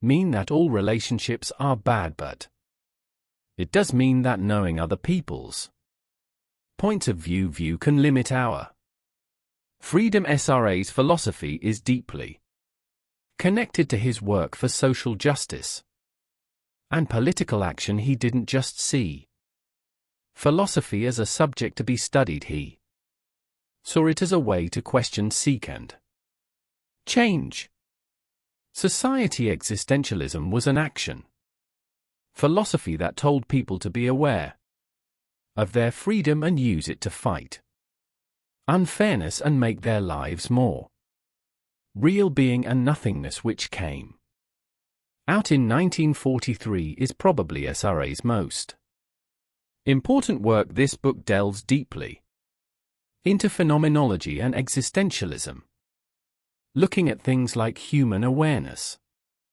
freedom, and the nature of life in great depth. In Being and Nothingness, Sartre talks about two different kinds of being: The first is the being in itself, which is like the objective existence of inanimate things that don't have awareness, and the second is the being for itself, which is like the subjective existence of conscious beings, our state of being inside the being for itself. Sartre finds the most important thing about being human freedom. Sartre says that people are naturally free because they are not set things but rather becomings. Our awareness, our nothingness, separates us from the world and lets us question, negate, and imagine realities that are not the way things are. Being able to go beyond is and imagine what could be is at the heart of SRA's philosophy. To show this, think about this quote from Being and Nothingness. Man is not the sum of what he has, but the totality of what he does not yet have of what he could have. This powerful phrase shows that Sartre saw man as an unfinished project whose existence was not determined by his past or present state but by his future possibilities, his ability to change, create, and redefine himself. Moving on to NAIA SRA's first book and another important part of his philosophical thought. It came out in 1938 and is about Antoine Rontin, a man who is going through a deep psychological crisis and feels sick as he thinks about how pointless and ridiculous life is. SRA looks at themes like loneliness, freedom, and the lack of external meaning through Ron's psychological pain when Rontin realizes that the world doesn't care about him and that his life has no purpose. He feels like throwing up, which is how Sartre explains the feeling. This word summarizes the deep discomfort that can come from realizing how silly life is at its core. Take a look at this quote from NAIA. Every existing thing is born without reason, prolongs itself out of weakness, and dies by chance. This disturbing realization sums up Renault's angst and by extension our own psychological situation in a world that doesn't have any meaning on its own. How do we handle things? What do we do as Sartre saw it? The answer lies in the freedom that this folly gives us. The lack of fundamental meaning doesn't mean you have to be sad. Instead, it opens up a world of options. It gives us the power, or even forces us to make our own purpose and define who we are through the decisions and actions we make. Another quote from Nausea echoes this idea. I am free. There is absolutely no more reason for living. All the ones I've tried have given way, and I can't imagine more of them. I have to build them myself. This is a clear call to action, a recognition of how hard it is, but also freeing it is to make our own meaning in a world that won't give it to us. SRA's writings like Being and Nothingness and Nausea are brave and complex looks at what it means to be human. They push us to face the unsettling truth that we are free and that there is no external meaning, but they also give us the power to accept that we are the ones who make our identity. Albert Camus was born in 193 in French Algeria and grew up in terrible poverty. This made him more politically aware and more sympathetic to those who were on the outside because he was such a good student. The University of Ailers gave him a grant to study philosophy. There he discovered his love for theatre, journalism, and poetical activity. Although Camus moved to France right before World War II, he quickly became Involved in the French resistance as editor of the secret newspaper Combat, he spoke out against fascism, combining philosophy, writing, and political action. Was what made Q's work unique and shaped his unique philosophical view. Existentialism is often linked to Camus, but he famously refused to use that term. Instead, he called his philosophy a philosophy of the absurd. Camus said that the insanity of life comes from the clash between our need for meaning, order, and clarity, and the absence of these things in the world. In his essay The Myth of Corpus, Q goes into great detail about his concept of the absurd, which is at the core of his philosophy. Sisyphus was cursed to forever roll a boulder up a hill only to have it roll back down again. Like Corpus, we have to face the absurdity of our lives, the circle of death and life that seems pointless in a world that doesn't care. But Camus doesn't think this foolishness makes us sad. Instead, he thought that recognizing the ridiculous gave us the freedom to live fully and honestly. In his own words, the struggle itself towards the heights is enough to a man's heart. One must imagine Corpus happy. Q's also suggested that people should rebel against nonsense. We act as a form of personal revolt by choosing to keep living even though life is crazy. This affirms our presence and honor. This idea of revolt is also present in his political views, where he fought for fairness and freedom from oppression. The focus on human meaning and morality is another important part of Q's philosophy. Camus thought that we could and should make our own morals, even though there were no external meanings or moral rules that applied to everyone. Most of the time, these values were easy pleasures and physical experiences for Camus, like feeling the sun on his face, enjoying the beauty of the Mediterranean, and being with friends. This focus on the sensual and real is summed up by Muro, the main character in his book The Stranger Who Lives Only in the Physical World. Camus didn't ignore the significance of moral purity even while embracing the physical. Camus believed that each person was responsible for their own actions in a world without morals or meaning, but this moral duty wasn't based on God's command or social rules. It came from a personal promise to live honestly and fight against unfairness.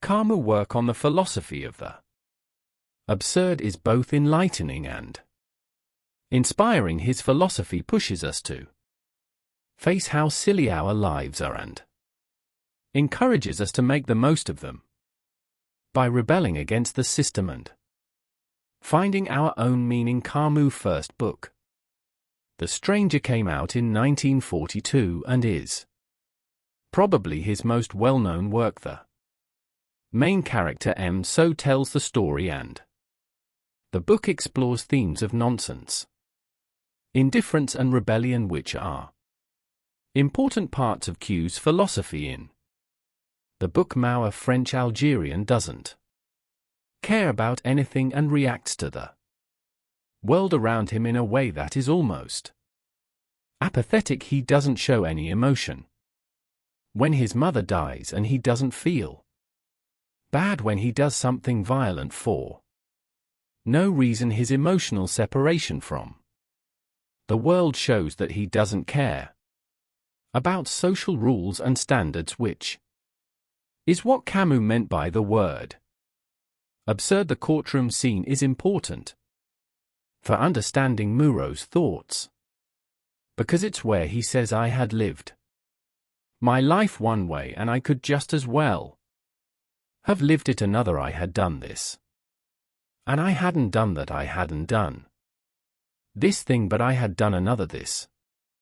Quote says everything about Muro's character and Camus' philosophy of absurdism. For him, life is a series of random choices with no real meaning. This point of view might seem pessimistic, but Camus believed that realizing how silly life is doesn't make you give up or do nothing. Instead, it gives people the chance to live a free life, free from the restrictions of social rules and standards. By putting Muro to death, Camus makes this point very clear. In the face of death, he chooses to embrace life's absurdity and feels a sense of kinship with the indifferent universe, echoing Camus' call to revolt against the absurd and affirm life. But The Stranger is more than just a story about psychological angst and rebellion. It also looks at morals in a complex way, the things Muro does and the reactions people have to them make us think about what morality is, especially in a world with no built-in moral code. Is there a sense of right and wrong in a world that doesn't make sense? If so, what does it mean? Camus doesn't give us easy answers. Instead, he forces us to think about these issues on our own, telling us that we are responsible for making our own moral guide. In the last lines of the book, Muro thinks for everything to be consummated, for me to feel less alone, I had only to wish that there be a large crowd of spectators the day of my execution, and that they greet me with cries of hate.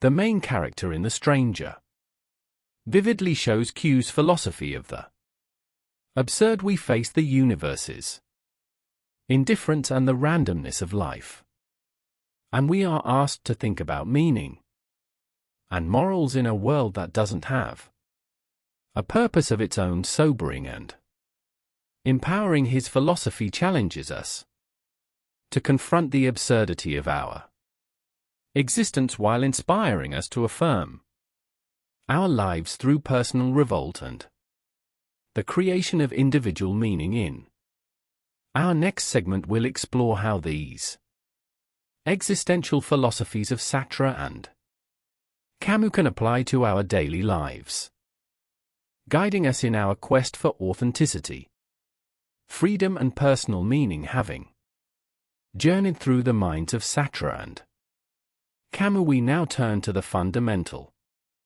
question: how does existential philosophy relate to our modern life? How can these insights from the mid-20th century help us navigate our lives in the 21st century? To begin with, both philosophers offer a paradigm shift in how we approach life. From Sartre, we are urged to embrace our radical freedom and the responsibility it entails in a world often driven by external influences, societal norms, family expectations, and cultural trends. We are reminded that we possess the freedom to define ourselves, to choose who we are and what we value. This can be seen in the choices we make daily, whether it's our career path, our relationships, our hobbies, or our response to the challenges life presents us. We are not bound by our circumstances, our past, or other people's expectations. We are free to shape our existence and to bear the responsibility for our actions. This perspective can lead to an empowering sense of agency and authenticity. Consider a practical example. You may find yourself working a job that doesn't fulfill you, perhaps chosen due to societal pressure or familial expectations. SRA's philosophy would encourage you to embrace your freedom to evaluate your options and to make a conscious choice about your career path based on your authentic desires and values rather than external pressures. From Camus we learn to acknowledge and confront the absurdity of life rather than seeking solace in illusions of objective meaning or ultimate salvation. We are encouraged to create our personal meaning and values. This can liberate us from the societal rat race and the unending pursuit of externally defined success. Furthermore, choose notion of revolt can inspire us to affirm our lives, even amidst adversity and suffering. Consider a situation where you're confronted with a personal setback like a failure or loss. Camus' philosophy would urge you to confront this adversity, head to recognize its absurdity and to continue striving regardless, thus revolting against the absurd. Applying this to a practical context, suppose you experience a failure in your personal or professional life. Rather than surrendering to despair or viewing it as a commentary on your self-worth, you could see it as an integral part of life's absurdity and use the experience to grow and reaffirm your commitment to your chosen path. Additionally, the existentialist focus on authenticity encourages us to engage deeply with our passions and interests, enhancing our sense of purpose and fulfillment in a world often preoccupied with superficial pleasures and distractions. Existentialism calls us back to a genuine engagement with life. Existentialism challenges us to take moral responsibility for our actions in a world devoid of absolute moral laws. We are urged to create our moral compass. This requires introspection, dialogue, and conscious decision-making, promoting a more mindful and engaged approach to ethics. Existentialism invites us to reconsider how we perceive our lives and our search for purpose by highlighting the lack of inherent meaning and the responsibility each of us has to create our path. Existentialism offers a road map for those seeking purpose and fulfillment in today's fast-paced, complex world. Let's consider purpose. First, in a world where myriad options can often lead to paralysis by analysis, existentialism urges us to lean into this uncertainty, this freedom, and this responsibility to make choices. SRA's famous quote, "We are our choices," underpins this existential approach to purpose rather than seeking an externally defined purpose. Existentialism encourages us to forge our purpose through our actions, through the choices we make and the responsibilities we take on. Imagine you're a crossroads in your career. You have multiple paths you could take, each with its own set of potential rewards and challenges. Rather than looking outside for answers, existentialism would prompt you to introspect, to understand your true desires and values, and to choose a path aligned with those. Your purpose then is not something you find, but something you create through your decisions and actions. When it comes to fulfillment, existentialism offers a similarly empowering perspective. The existentialist emphasis on authenticity and engagement with life can lead to a deeper sense of fulfillment. Fulfillment in this context is not derived from meeting societal expectations or achieving conventional markers of success. Instead, it arises from living authentically, from choosing your path, from engaging deeply with your passions and interests, and from creating your personal meaning. For instance, you might find fulfillment in pursuing a hobby that brings you joy, even if it doesn't align with traditional notions of success or productivity, or you might derive fulfillment from contributing to a cause you deeply care about, from building meaningful relationships, or from engaging in continuous learning and personal growth. Both SRA and Karma assert that we create our life's meaning through our actions and attitudes. This perspective shifts the focus from external validation to internal authenticity. It reminds us that we are not passive spectators but active participants in our lives. This shift can lead to profound personal growth and a more fulfilling life as we cease to be defined by external circumstances and begin to shape our existence based on our authentic selves. To bring this to life, imagine if you measured success not by how much money you make or how many followers you have on social media, but by how authentically you live, how passionate you are about your work, how deeply you engage with your interests, and how much you grow as an individual.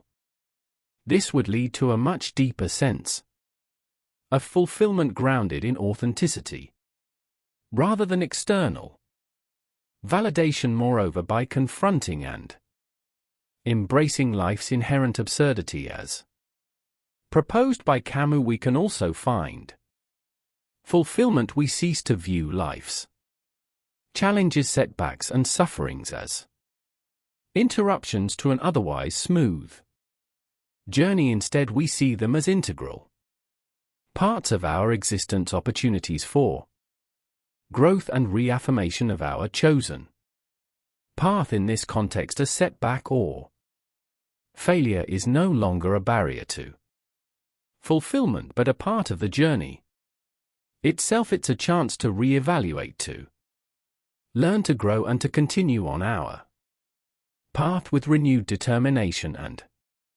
understanding. Existentialism provides us with a powerful lens through which to view our quest for purpose and fulfillment. It doesn't provide us with easy answers or predetermined paths. Instead, it arms us with the tools and perspectives needed to navigate the complexity of life, to make conscious choices, and to create our purpose and fulfillment. The relevance and impact of existentialism are as profound today as they were in the mid-20th century. The existential lens can provide clarity and direction in our increasingly complex and ambiguous world. The philosophies of SRA and Camus invite us to reflect deeply on our lives, to question our assumptions, and to take active steps in creating our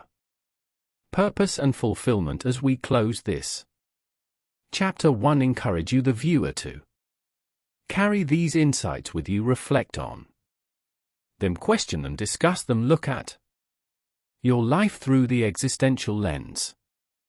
Remember, your existence is not defined by external circumstances or pre-existing essences. You have the freedom to shape your existence, to create your meaning, to define your purpose, and to seek your fulfillment in a world often brimming with uncertainty and chaos. The existential perspective serves as a reminder that we hold the pen that writes our life story. So as we step out of the world of Sartre and Camus and back into our lives, let's do so with a renewed sense of agent authenticity and resolve to live deeply, meaningfully, and authentically. Have you ever felt overwhelmed by the fast-paced modern world? Have you sought a sense of tranquility amidst chaos, or clarity in the face of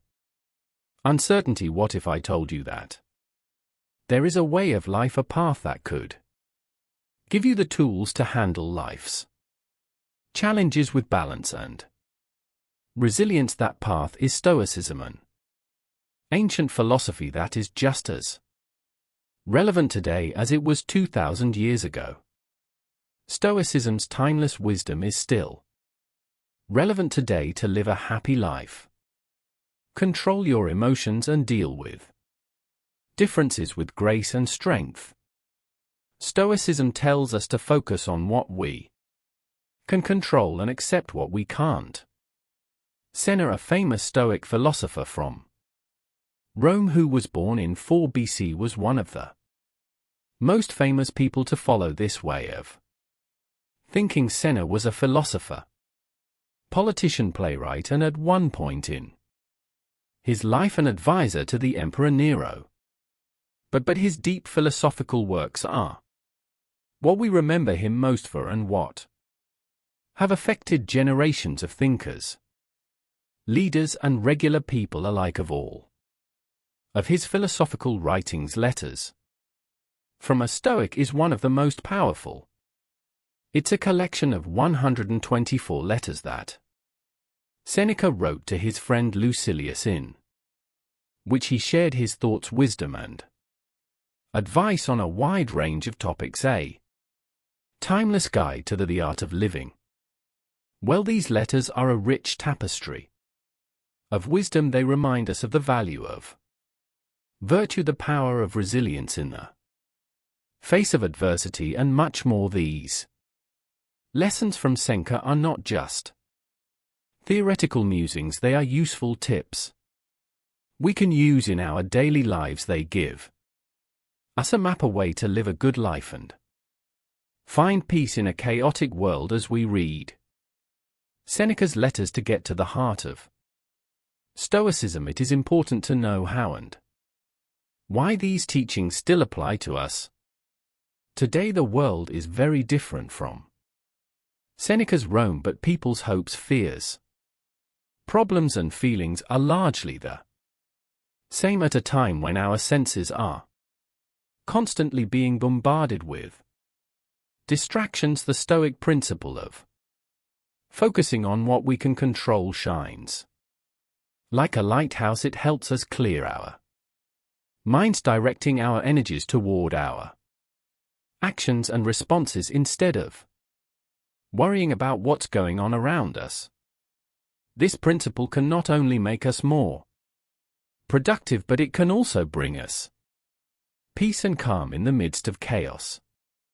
People today often think that success means having a lot of money and being popular, but Seneca's letters remind us that real wealth and happiness come from having virtue and wisdom. These teachings push us to rethink what success means and to strive for personal growth, moral living, and meaningful relationships, which will give us a deep and lasting sense of fulfillment. Also, Seneca's honest talk about life and death is refreshingly insightful in a world that avoids talking about death. His ideas encourage us to face and think about our own mortality, which helps us live more purposefully, enjoy each moment, and make the most of our short lives.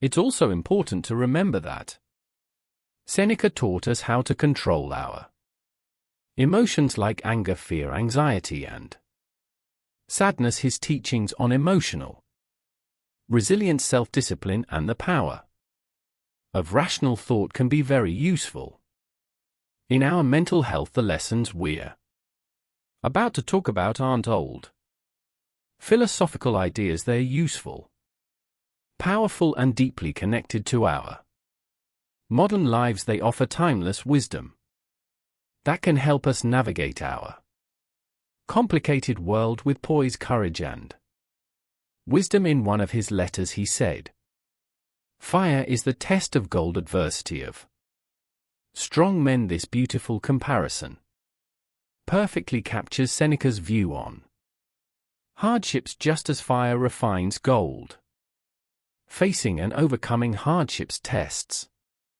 and strengthens our character. This statement is not an invitation to seek without hardships just for the sake of facing them. It is a call to change how we think about the problems we face and find the strength and resilience to deal with them. How can we use this wisdom in our modern lives? Let's look at the global pandemic as an example. For many, it was a difficult time filled with threats to their physical and mental health, financial instability, and a profound sense of uncertainty. However, it also served as a test, or fire, if you will, that forced people, communities, and even nations to show resilience, innovate, and evolve. On a personal level, hardships could include losing a job, breaking up with someone, or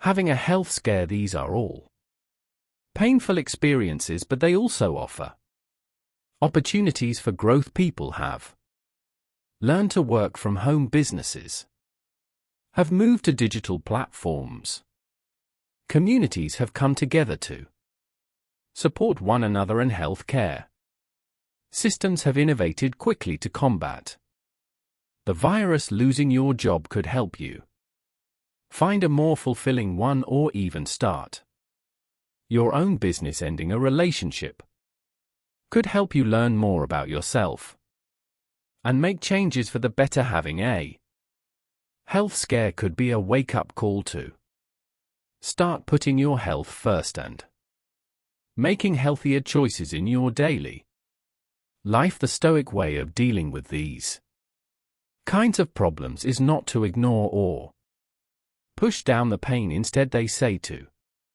recognize it, accept it as real, and then use it to bring about change and growth. They believe that even though we can't always control what happens to us, we can control how we react to it. This doesn't mean that going through hard times will be easy, but Seneca's lessons give us a way to look at adversity that makes it less of a barrier and more of an opportunity to grow and develop.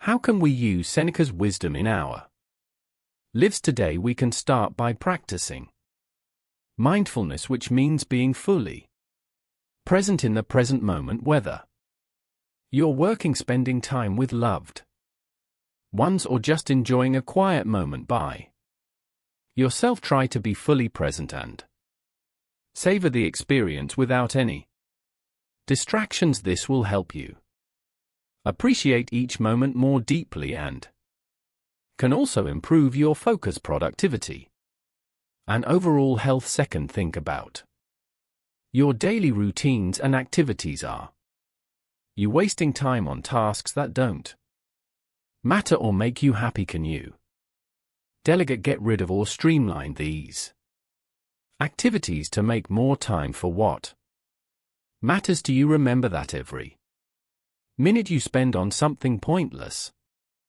is a minute you lose for something important. Third, develop a sense of thanks for the time you have rather than complaining about how quickly time goes by. Value each day, hour, and even breath as the valuable gifts they are. Make sure you're not just living for the future.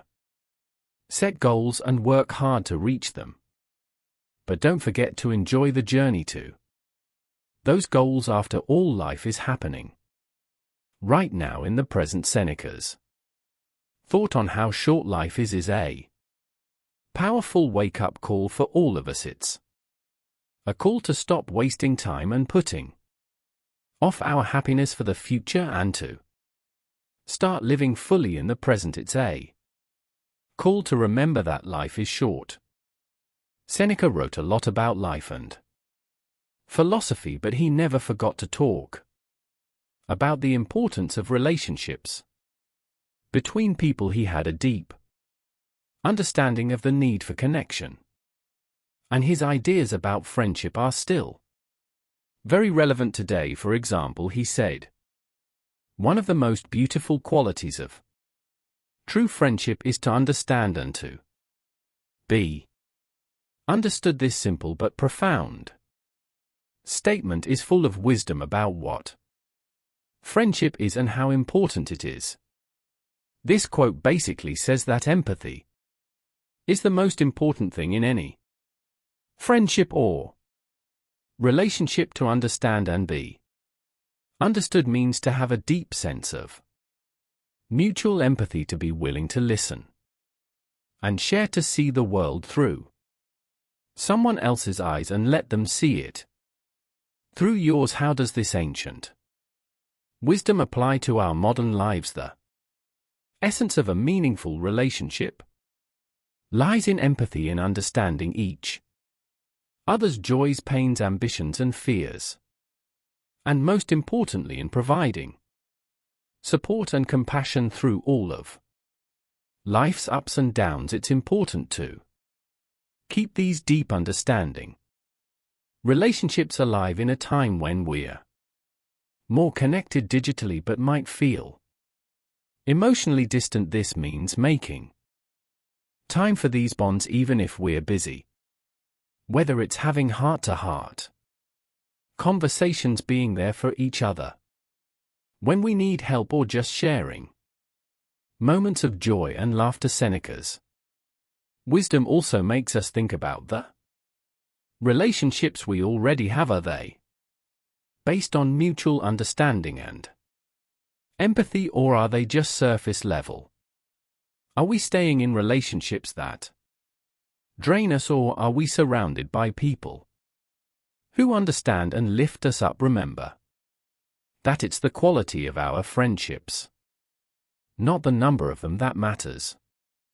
Finally, Seneca's quote isn't just about being understood, it's also about understanding others. This means we should try to be good listeners, compassionate, and understand others without judging them. It means we should make an effort to understand their points of view, feelings, and experience.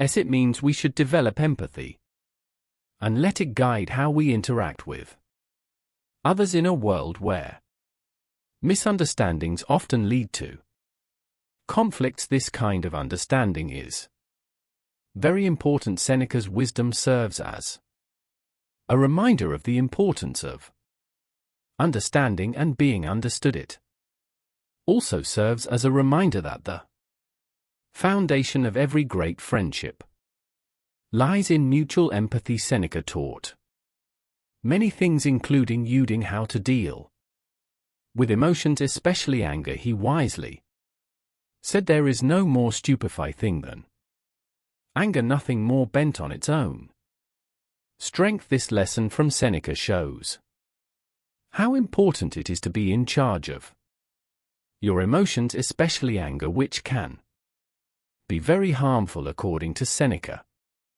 anger is a self-centered and self-sustaining emotion that causes us to make irrational choices and take actions that we to regret. It's all too easy to give into anger, but how can we use Seneca's wisdom to stop this? How can we better control our anger as modern people who live in a world that is frequently stressful and contentious? Seneca first wants us to understand that anger hurts us more than it hurts the people we are angry at. Once we understand this, we can start to separate ourselves from this strong emotion and see it more objectively. Self-awareness is the second thing we need to work on. We should try to figure out what makes us angry and what our body and mind are telling us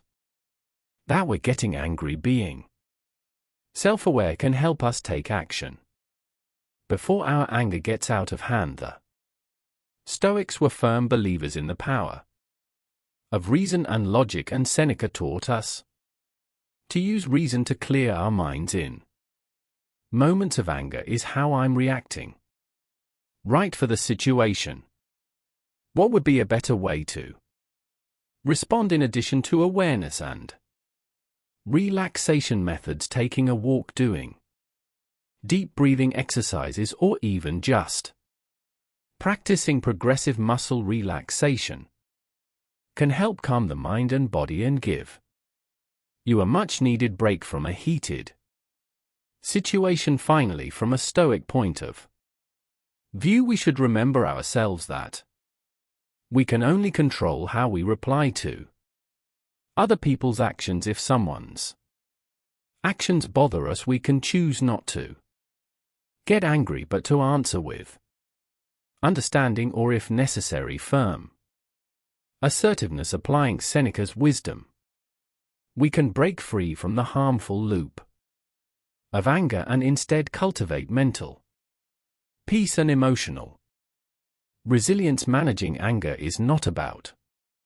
suppressing our feelings, it's about dealing with them in a healthier and more productive way. In essence, Seneca tells us to see anger for what it is, a self-defeating emotion. He also gives us the means to fight it. It's a lesson in taking back our power from anger and using it for good. Tranquility, a core tenet of Stoicism and central to Seneca's teachings, is the notion that virtue is nothing else than right reason. This perspective illuminates virtue as the pinnacle of human ethics and morality, and it reveals Stoicism's profound commitment to moral integrity. But what exactly does Seneca mean when he speaks of virtue and right reason, and how can we integrate these principles? Seneca, like other Stoic philosophers, saw virtue as the highest good, superior to wealth, reputation, pleasure, or even life itself. In his view, the virtuous person lives according to reason and wisdom, treating others with fairness, showing courage in the face of adversity, exercising self-control in the presence of temptation, and displaying wisdom in all aspects of life. So how does one translate the theoretical concept of right reason into daily practice? Firstly, we can cultivate virtue by embracing wisdom and reason as guiding principles in our life. This means making decisions that are not only beneficial to us but also ethical and just. It involves constantly seeking knowledge and understanding, being open to different perspectives, and applying critical thinking to navigate life's complexities. Secondly, Seneca encourages us to reflect on our actions and attitudes. Are they in line with the virtues we aspire to cultivate? Do we exhibit integrity even when no one is watching? Do we choose the right and just path even when the wrong one might be more convenient or rewarding? Regular self-reflection can help us align our actions with our moral compass, ensuring that we are living in accordance with virtue. Furthermore, cultivating virtue involves practicing empathy and compassion. It requires us to recognize the inherent worth of every individual and to treat others with kindness and respect. It means standing up against injustice, lending a helping hand to those in need, and striving to contribute positively to our communities. Lastly, to live according to right reason, we need to nurture a sense of resilience and equanimity. Life will inevitably throw challenges our way, but a virtuous person faces these challenges with strength and calm, not allowing external circumstances to compromise their moral values. By integrating these principles into our daily lives, we can bring Seneca's teachings to life. We can live in accordance with virtue and right reason for a sense of fulfillment and peace that extends beyond transient pleasures or external achievements. Seneca's emphasis on virtue serves as a powerful Reminder of the importance of moral integrity in a world often driven by materialistic pursuits. His teachings inspire us to prioritize virtue, to strive for moral excellence, and to live in harmony with our highest values as we navigate the complexities of modern life. Let Seneca's wisdom guide us toward a life of virtue, a life guided by right reason, and a life that in its very essence embodies the highest good. Seneca, though himself a wealthy man, was known for his untraditional views on wealth and happiness, contrary to the common notion that equates wealth with happiness. Seneca saw virtue and wisdom as the true sources of happiness. He profoundly said, "No man is more unhappy than he who never faces adversity, for he is not permitted to prove himself." This statement, rich in meaning, invites us to rethink our perception of wealth, happiness, and the role adversity plays in our lives. At first glance, this quote might seem counterintuitive. After all, don't we all aspire to lead lives free from hardship and adversity? Yet Seneca insists that a life untouched by adversity leaves us unhappy and unfulfilled. So what does he mean? Seneca's philosophy highlights that adversity is a catalyst for growth and self-realization. Without adversity, we are not granted the opportunity to test our resilience, to discover our strengths, and to realize our potential. In essence, it is through overcoming challenges that we truly come to understand ourselves and our capabilities. This self-realization, this growth born out of struggle, is where true happiness lies. The pursuit of wealth, on the other hand, often leads us away from this path of self-realization. Wealth can provide comfort and security, but it can also lead to complacency, indulgence, and a sense of entitlement.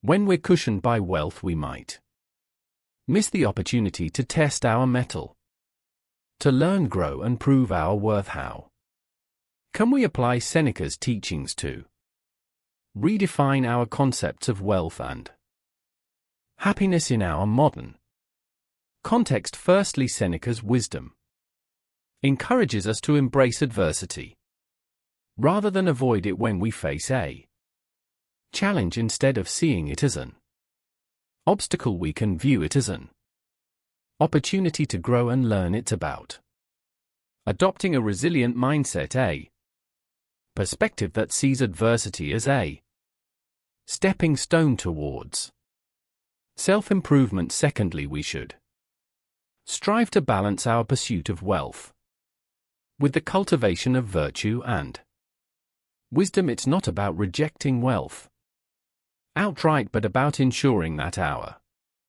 quest for material success doesn't overshadow our moral and personal growth.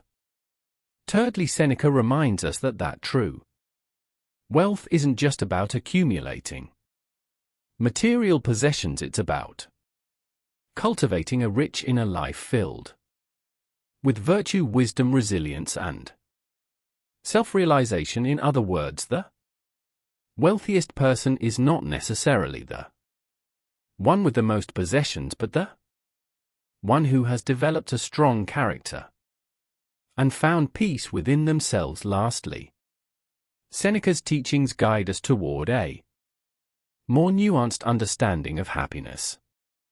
Happiness isn't merely the absence of adversity, it's about finding fulfillment and growth amidst life's challenges. It's about embracing life in all its ups and downs and finding joy in the journey of self-discovery. Seneca's perspective on wealth and happiness offers us a much needed alternative to the materialistic worldview prevalent in our society. It encourages us to seek out the true riches of life, wisdom, virtue, resilience and self-realization. Let us heed Seneca's wisdom and strive for a life that balances material wealth with inner richness, a life that finds happiness not in the absence of adversity but in the ability to navigate it with grace, strength and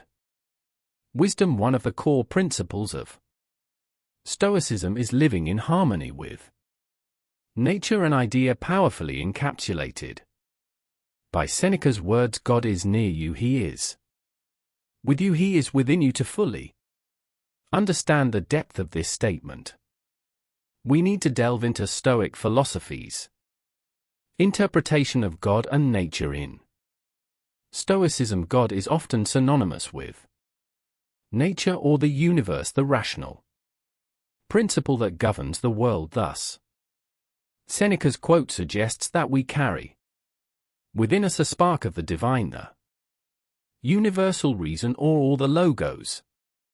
Therefore, living in harmony with nature means aligning ourselves with this inherent rationality and the world's natural laws. We must first recognize the inherent rationality within us. As part of nature, we possess the capability of reason, a feature that distinguishes humans. This rationality allows us to discern, understand, and conform to the natural order of things. Therefore, living in harmony with nature involves using our reason to make thoughtful decisions, to differentiate between right and wrong, and to navigate life's challenges.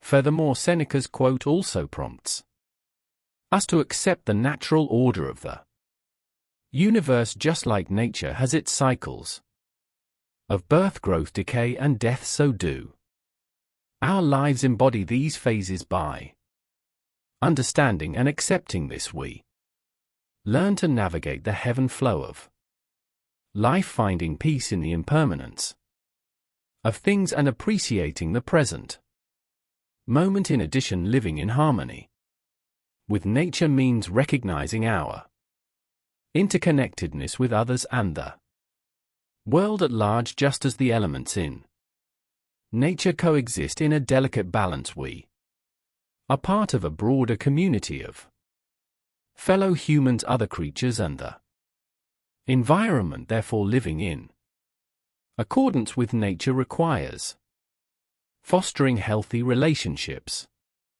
contributing positively to our communities, and treating our environment with respect. Lastly, Seneca's words remind us of the divine presence within us, the essence of our true nature. By aligning our actions with our rational nature and universal principles, we honor this inner divinity, leading a life of integrity, virtue, and inner peace. In ends Seneca's teachings on living in harmony with nature offer a blueprint for a fulfilling life. It encourages us to embrace our rationality, to accept life's natural rhythms, and to acknowledge our interconnectedness with the universe. As we strive to live in accordance with these principles, we draw closer to our truest selves, leading lives of greater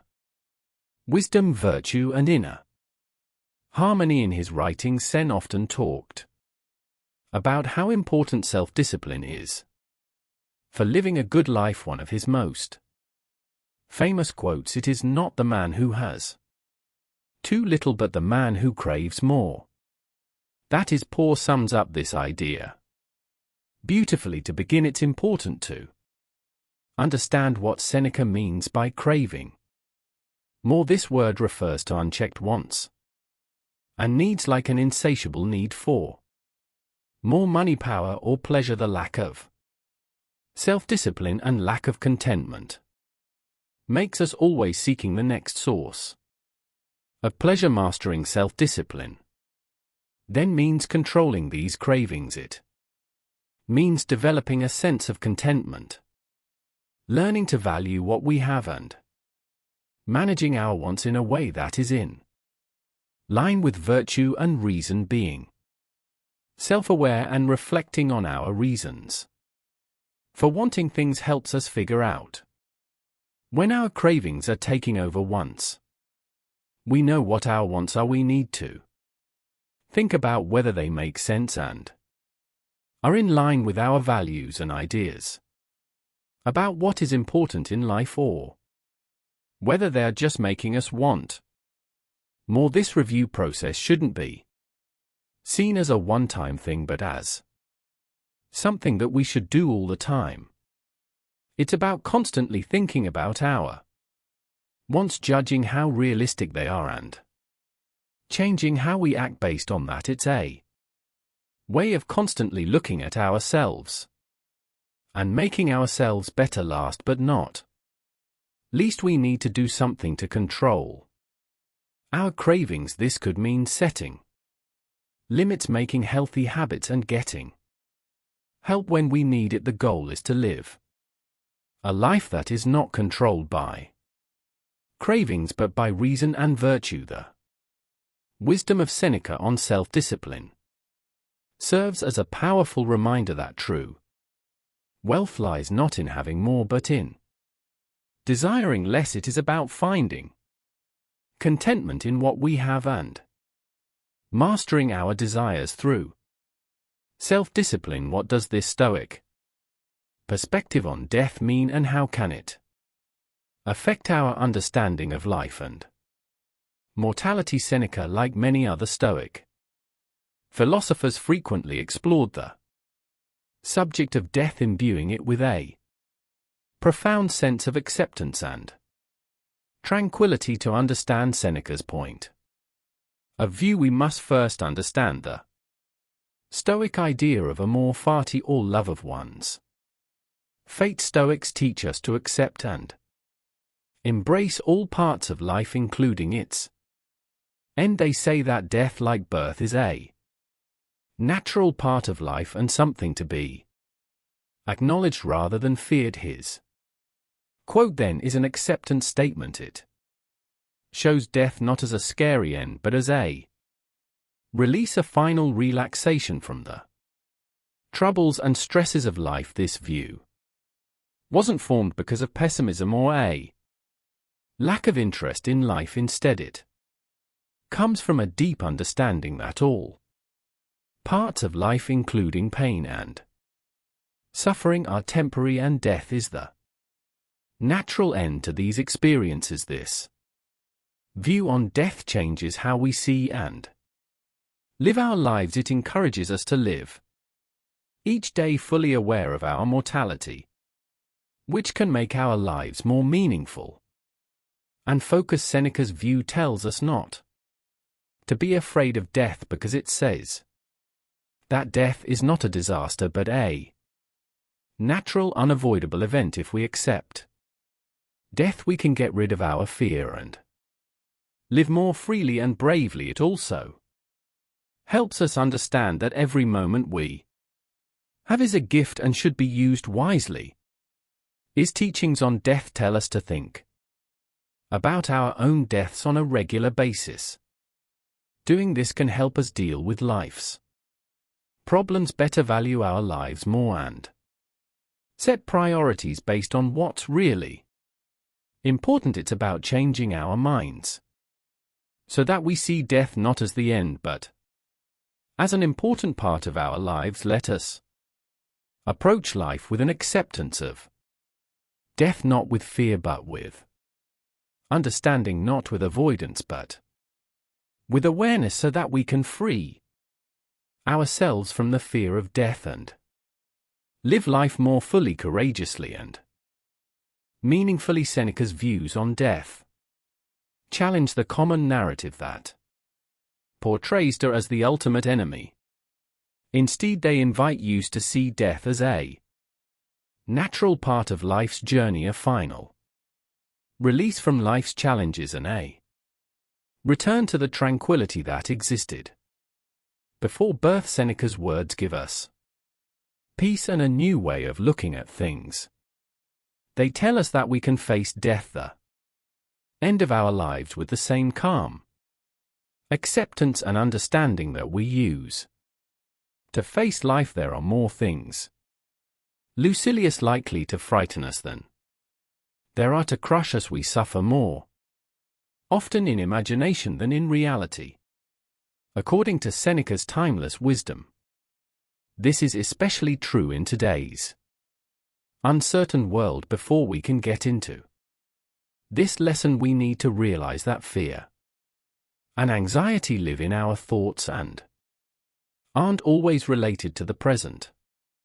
When we worry, we're usually thinking about what might happen in the future or feeling bad about things we did in the past, neither of which we can change in the present. This thinking about the past or the future is what makes us anxious and afraid, according to Seneca. Next, Seneca tells us to tell the difference between what we can control and what we can't. This is an important part of Stoic philosophy. When we realize that many things we worry about are out of our hands, like most of the things that might happen in the future, we can start to let go of our anxiety and focus our energy on things we can change. Mindfulness and being aware of the present moment are powerful tools that can help you. When we are fully present, we ground ourselves in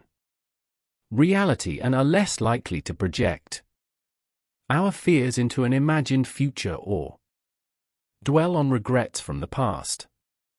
Mindfulness lets us see things as they are, not as we fear they might be. Additionally, logical thinking can help us deal with fear and anxiety. Seneca and the Stoics both say that we should use reason to question our fears. Are they logical? Are they based in reality, or are they just made up in our minds? When we question our fears and worries, we often find that they are based on unlikely scenarios or overblown outcomes. Acceptance is also very important in this case. Acceptance means recognizing our fears and anxieties without judging them, and then letting them exist without letting them control our actions and decisions. It means realizing that these feelings are normal human responses but don't define us or our reality. Seneca's advice essentially encourages us to look at our worries and fears with a logical and present-focused mindset. He tells us that our worries often come from dwelling on the past or the future, and that the power to get rid of them lies in the present. With this wisdom in mind, let's try to stay present, think logically, and accept without judgment as we make our way through life. These are the best ways to get over fear and anxiety. A beautiful quote by Seneca says we must go for walks outside so that the mind can be strengthened and invigorated by a clear sky and plenty of fresh air. This idea of traveling as a cure for the soul may sound like a modern self-help tip, but it comes from ancient Stoic philosophy. Seneca told us to go outside and take walks, but what did he mean by this? How can we apply this to our lives? At its core, Seneca's advice is to leave our routines and familiar places and open ourselves up to new experiences, scenes and points of view. Seneca thought that travel wasn't about luxury or escape, it was about personal growth, self-reflection and mental renewal. It's important to note that Seneca wasn't just talking about physical travel, that is, getting from one place to another on foot or some other way. He was also talking about the journey we take inside ourselves when we leave our comfort zone, the insights and Clarity we gain when we give our minds a break applying this lesson practically.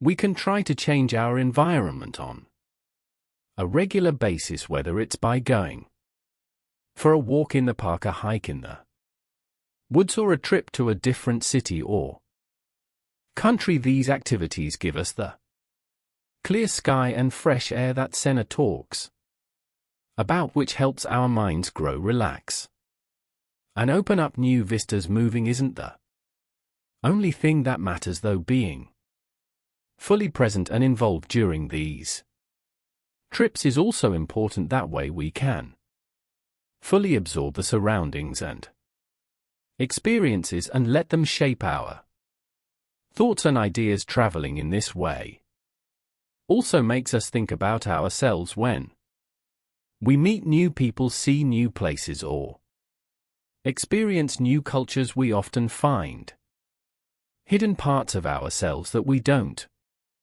see in our daily lives. This kind of thinking about ourselves can help us become more self-aware and understand our values and beliefs better. Also, in today's busy world, our minds are often full of information and other things that confuse us. Getting away from these things by going to a different place can give our minds a much-needed break and give us space to think more clearly and artistically. Seneca's advice on travel is a reminder that we need to take mental and physical breaks from our daily lives. It stresses that these breaks, these travels, are good for our souls and minds and should be done. It's a call to go outside, not just to see what's around us, but also to start an inner journey of self-discovery, growth, and clarity. So let's take his advice and look for clear skies and fresh air. Let's travel not just as a way to get from one place to another, but as a way to heal our souls, learn more about ourselves, and get our minds stronger and more alert. By reading Seneca's letters from a Stoic, we found deep wisdom from one of the most important Stoic philosophers. We've looked at 11 key lessons from his timeless collection of letters, and each one has helped us learn more about life, relationships, virtue, and our own minds.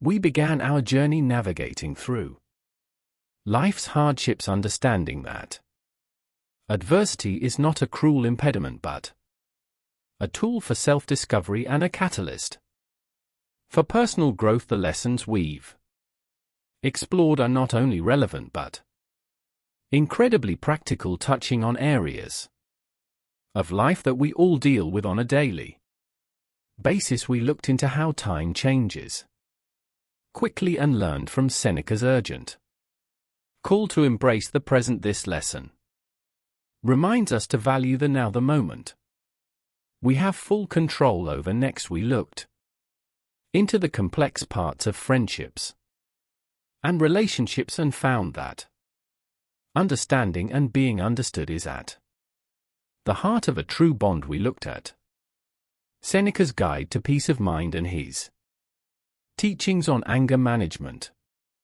emphasizing how anger can make us feel helpless and how important it is to keep our emotions in check. This idea is at the heart of Seneca's ethics and the ethics of all Stoics. To understand that adversity is a necessary part of personal growth, we looked into Seneca's ideas about wealth and happiness. Next, we talked about living in harmony with nature, which is a central idea in Stoic thought and means understanding the flow of life. We talked about how important it is to be self-disciplined and in charge of your wants based on the wisdom that wanting more is what makes you poor. We also looked at Seneca's ideas on death, which are often met with fear and uncertainty, and found a sense of peace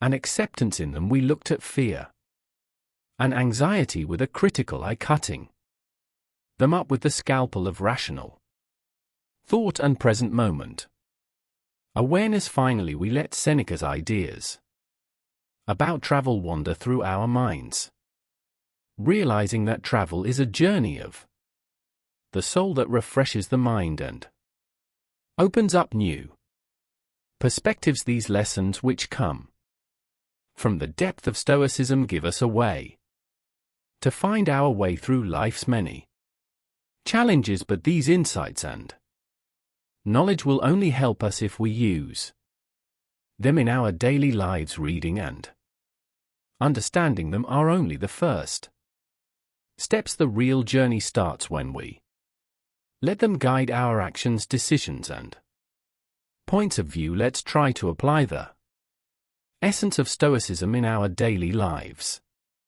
cultivating virtue, accepting what is beyond our control, and navigating life's ups and downs with wisdom and resilience. The wisdom from letters from a Stoic is not a prescription but a guide, inviting us to look at life through the lens of Stoicism, enabling us to live lives of purpose, tranquility, and profound understanding. Each day offers us the chance to put these lessons into practice, and it is through these small daily actions that we truly honor Seneca's legacy and enrich our own lives in the process.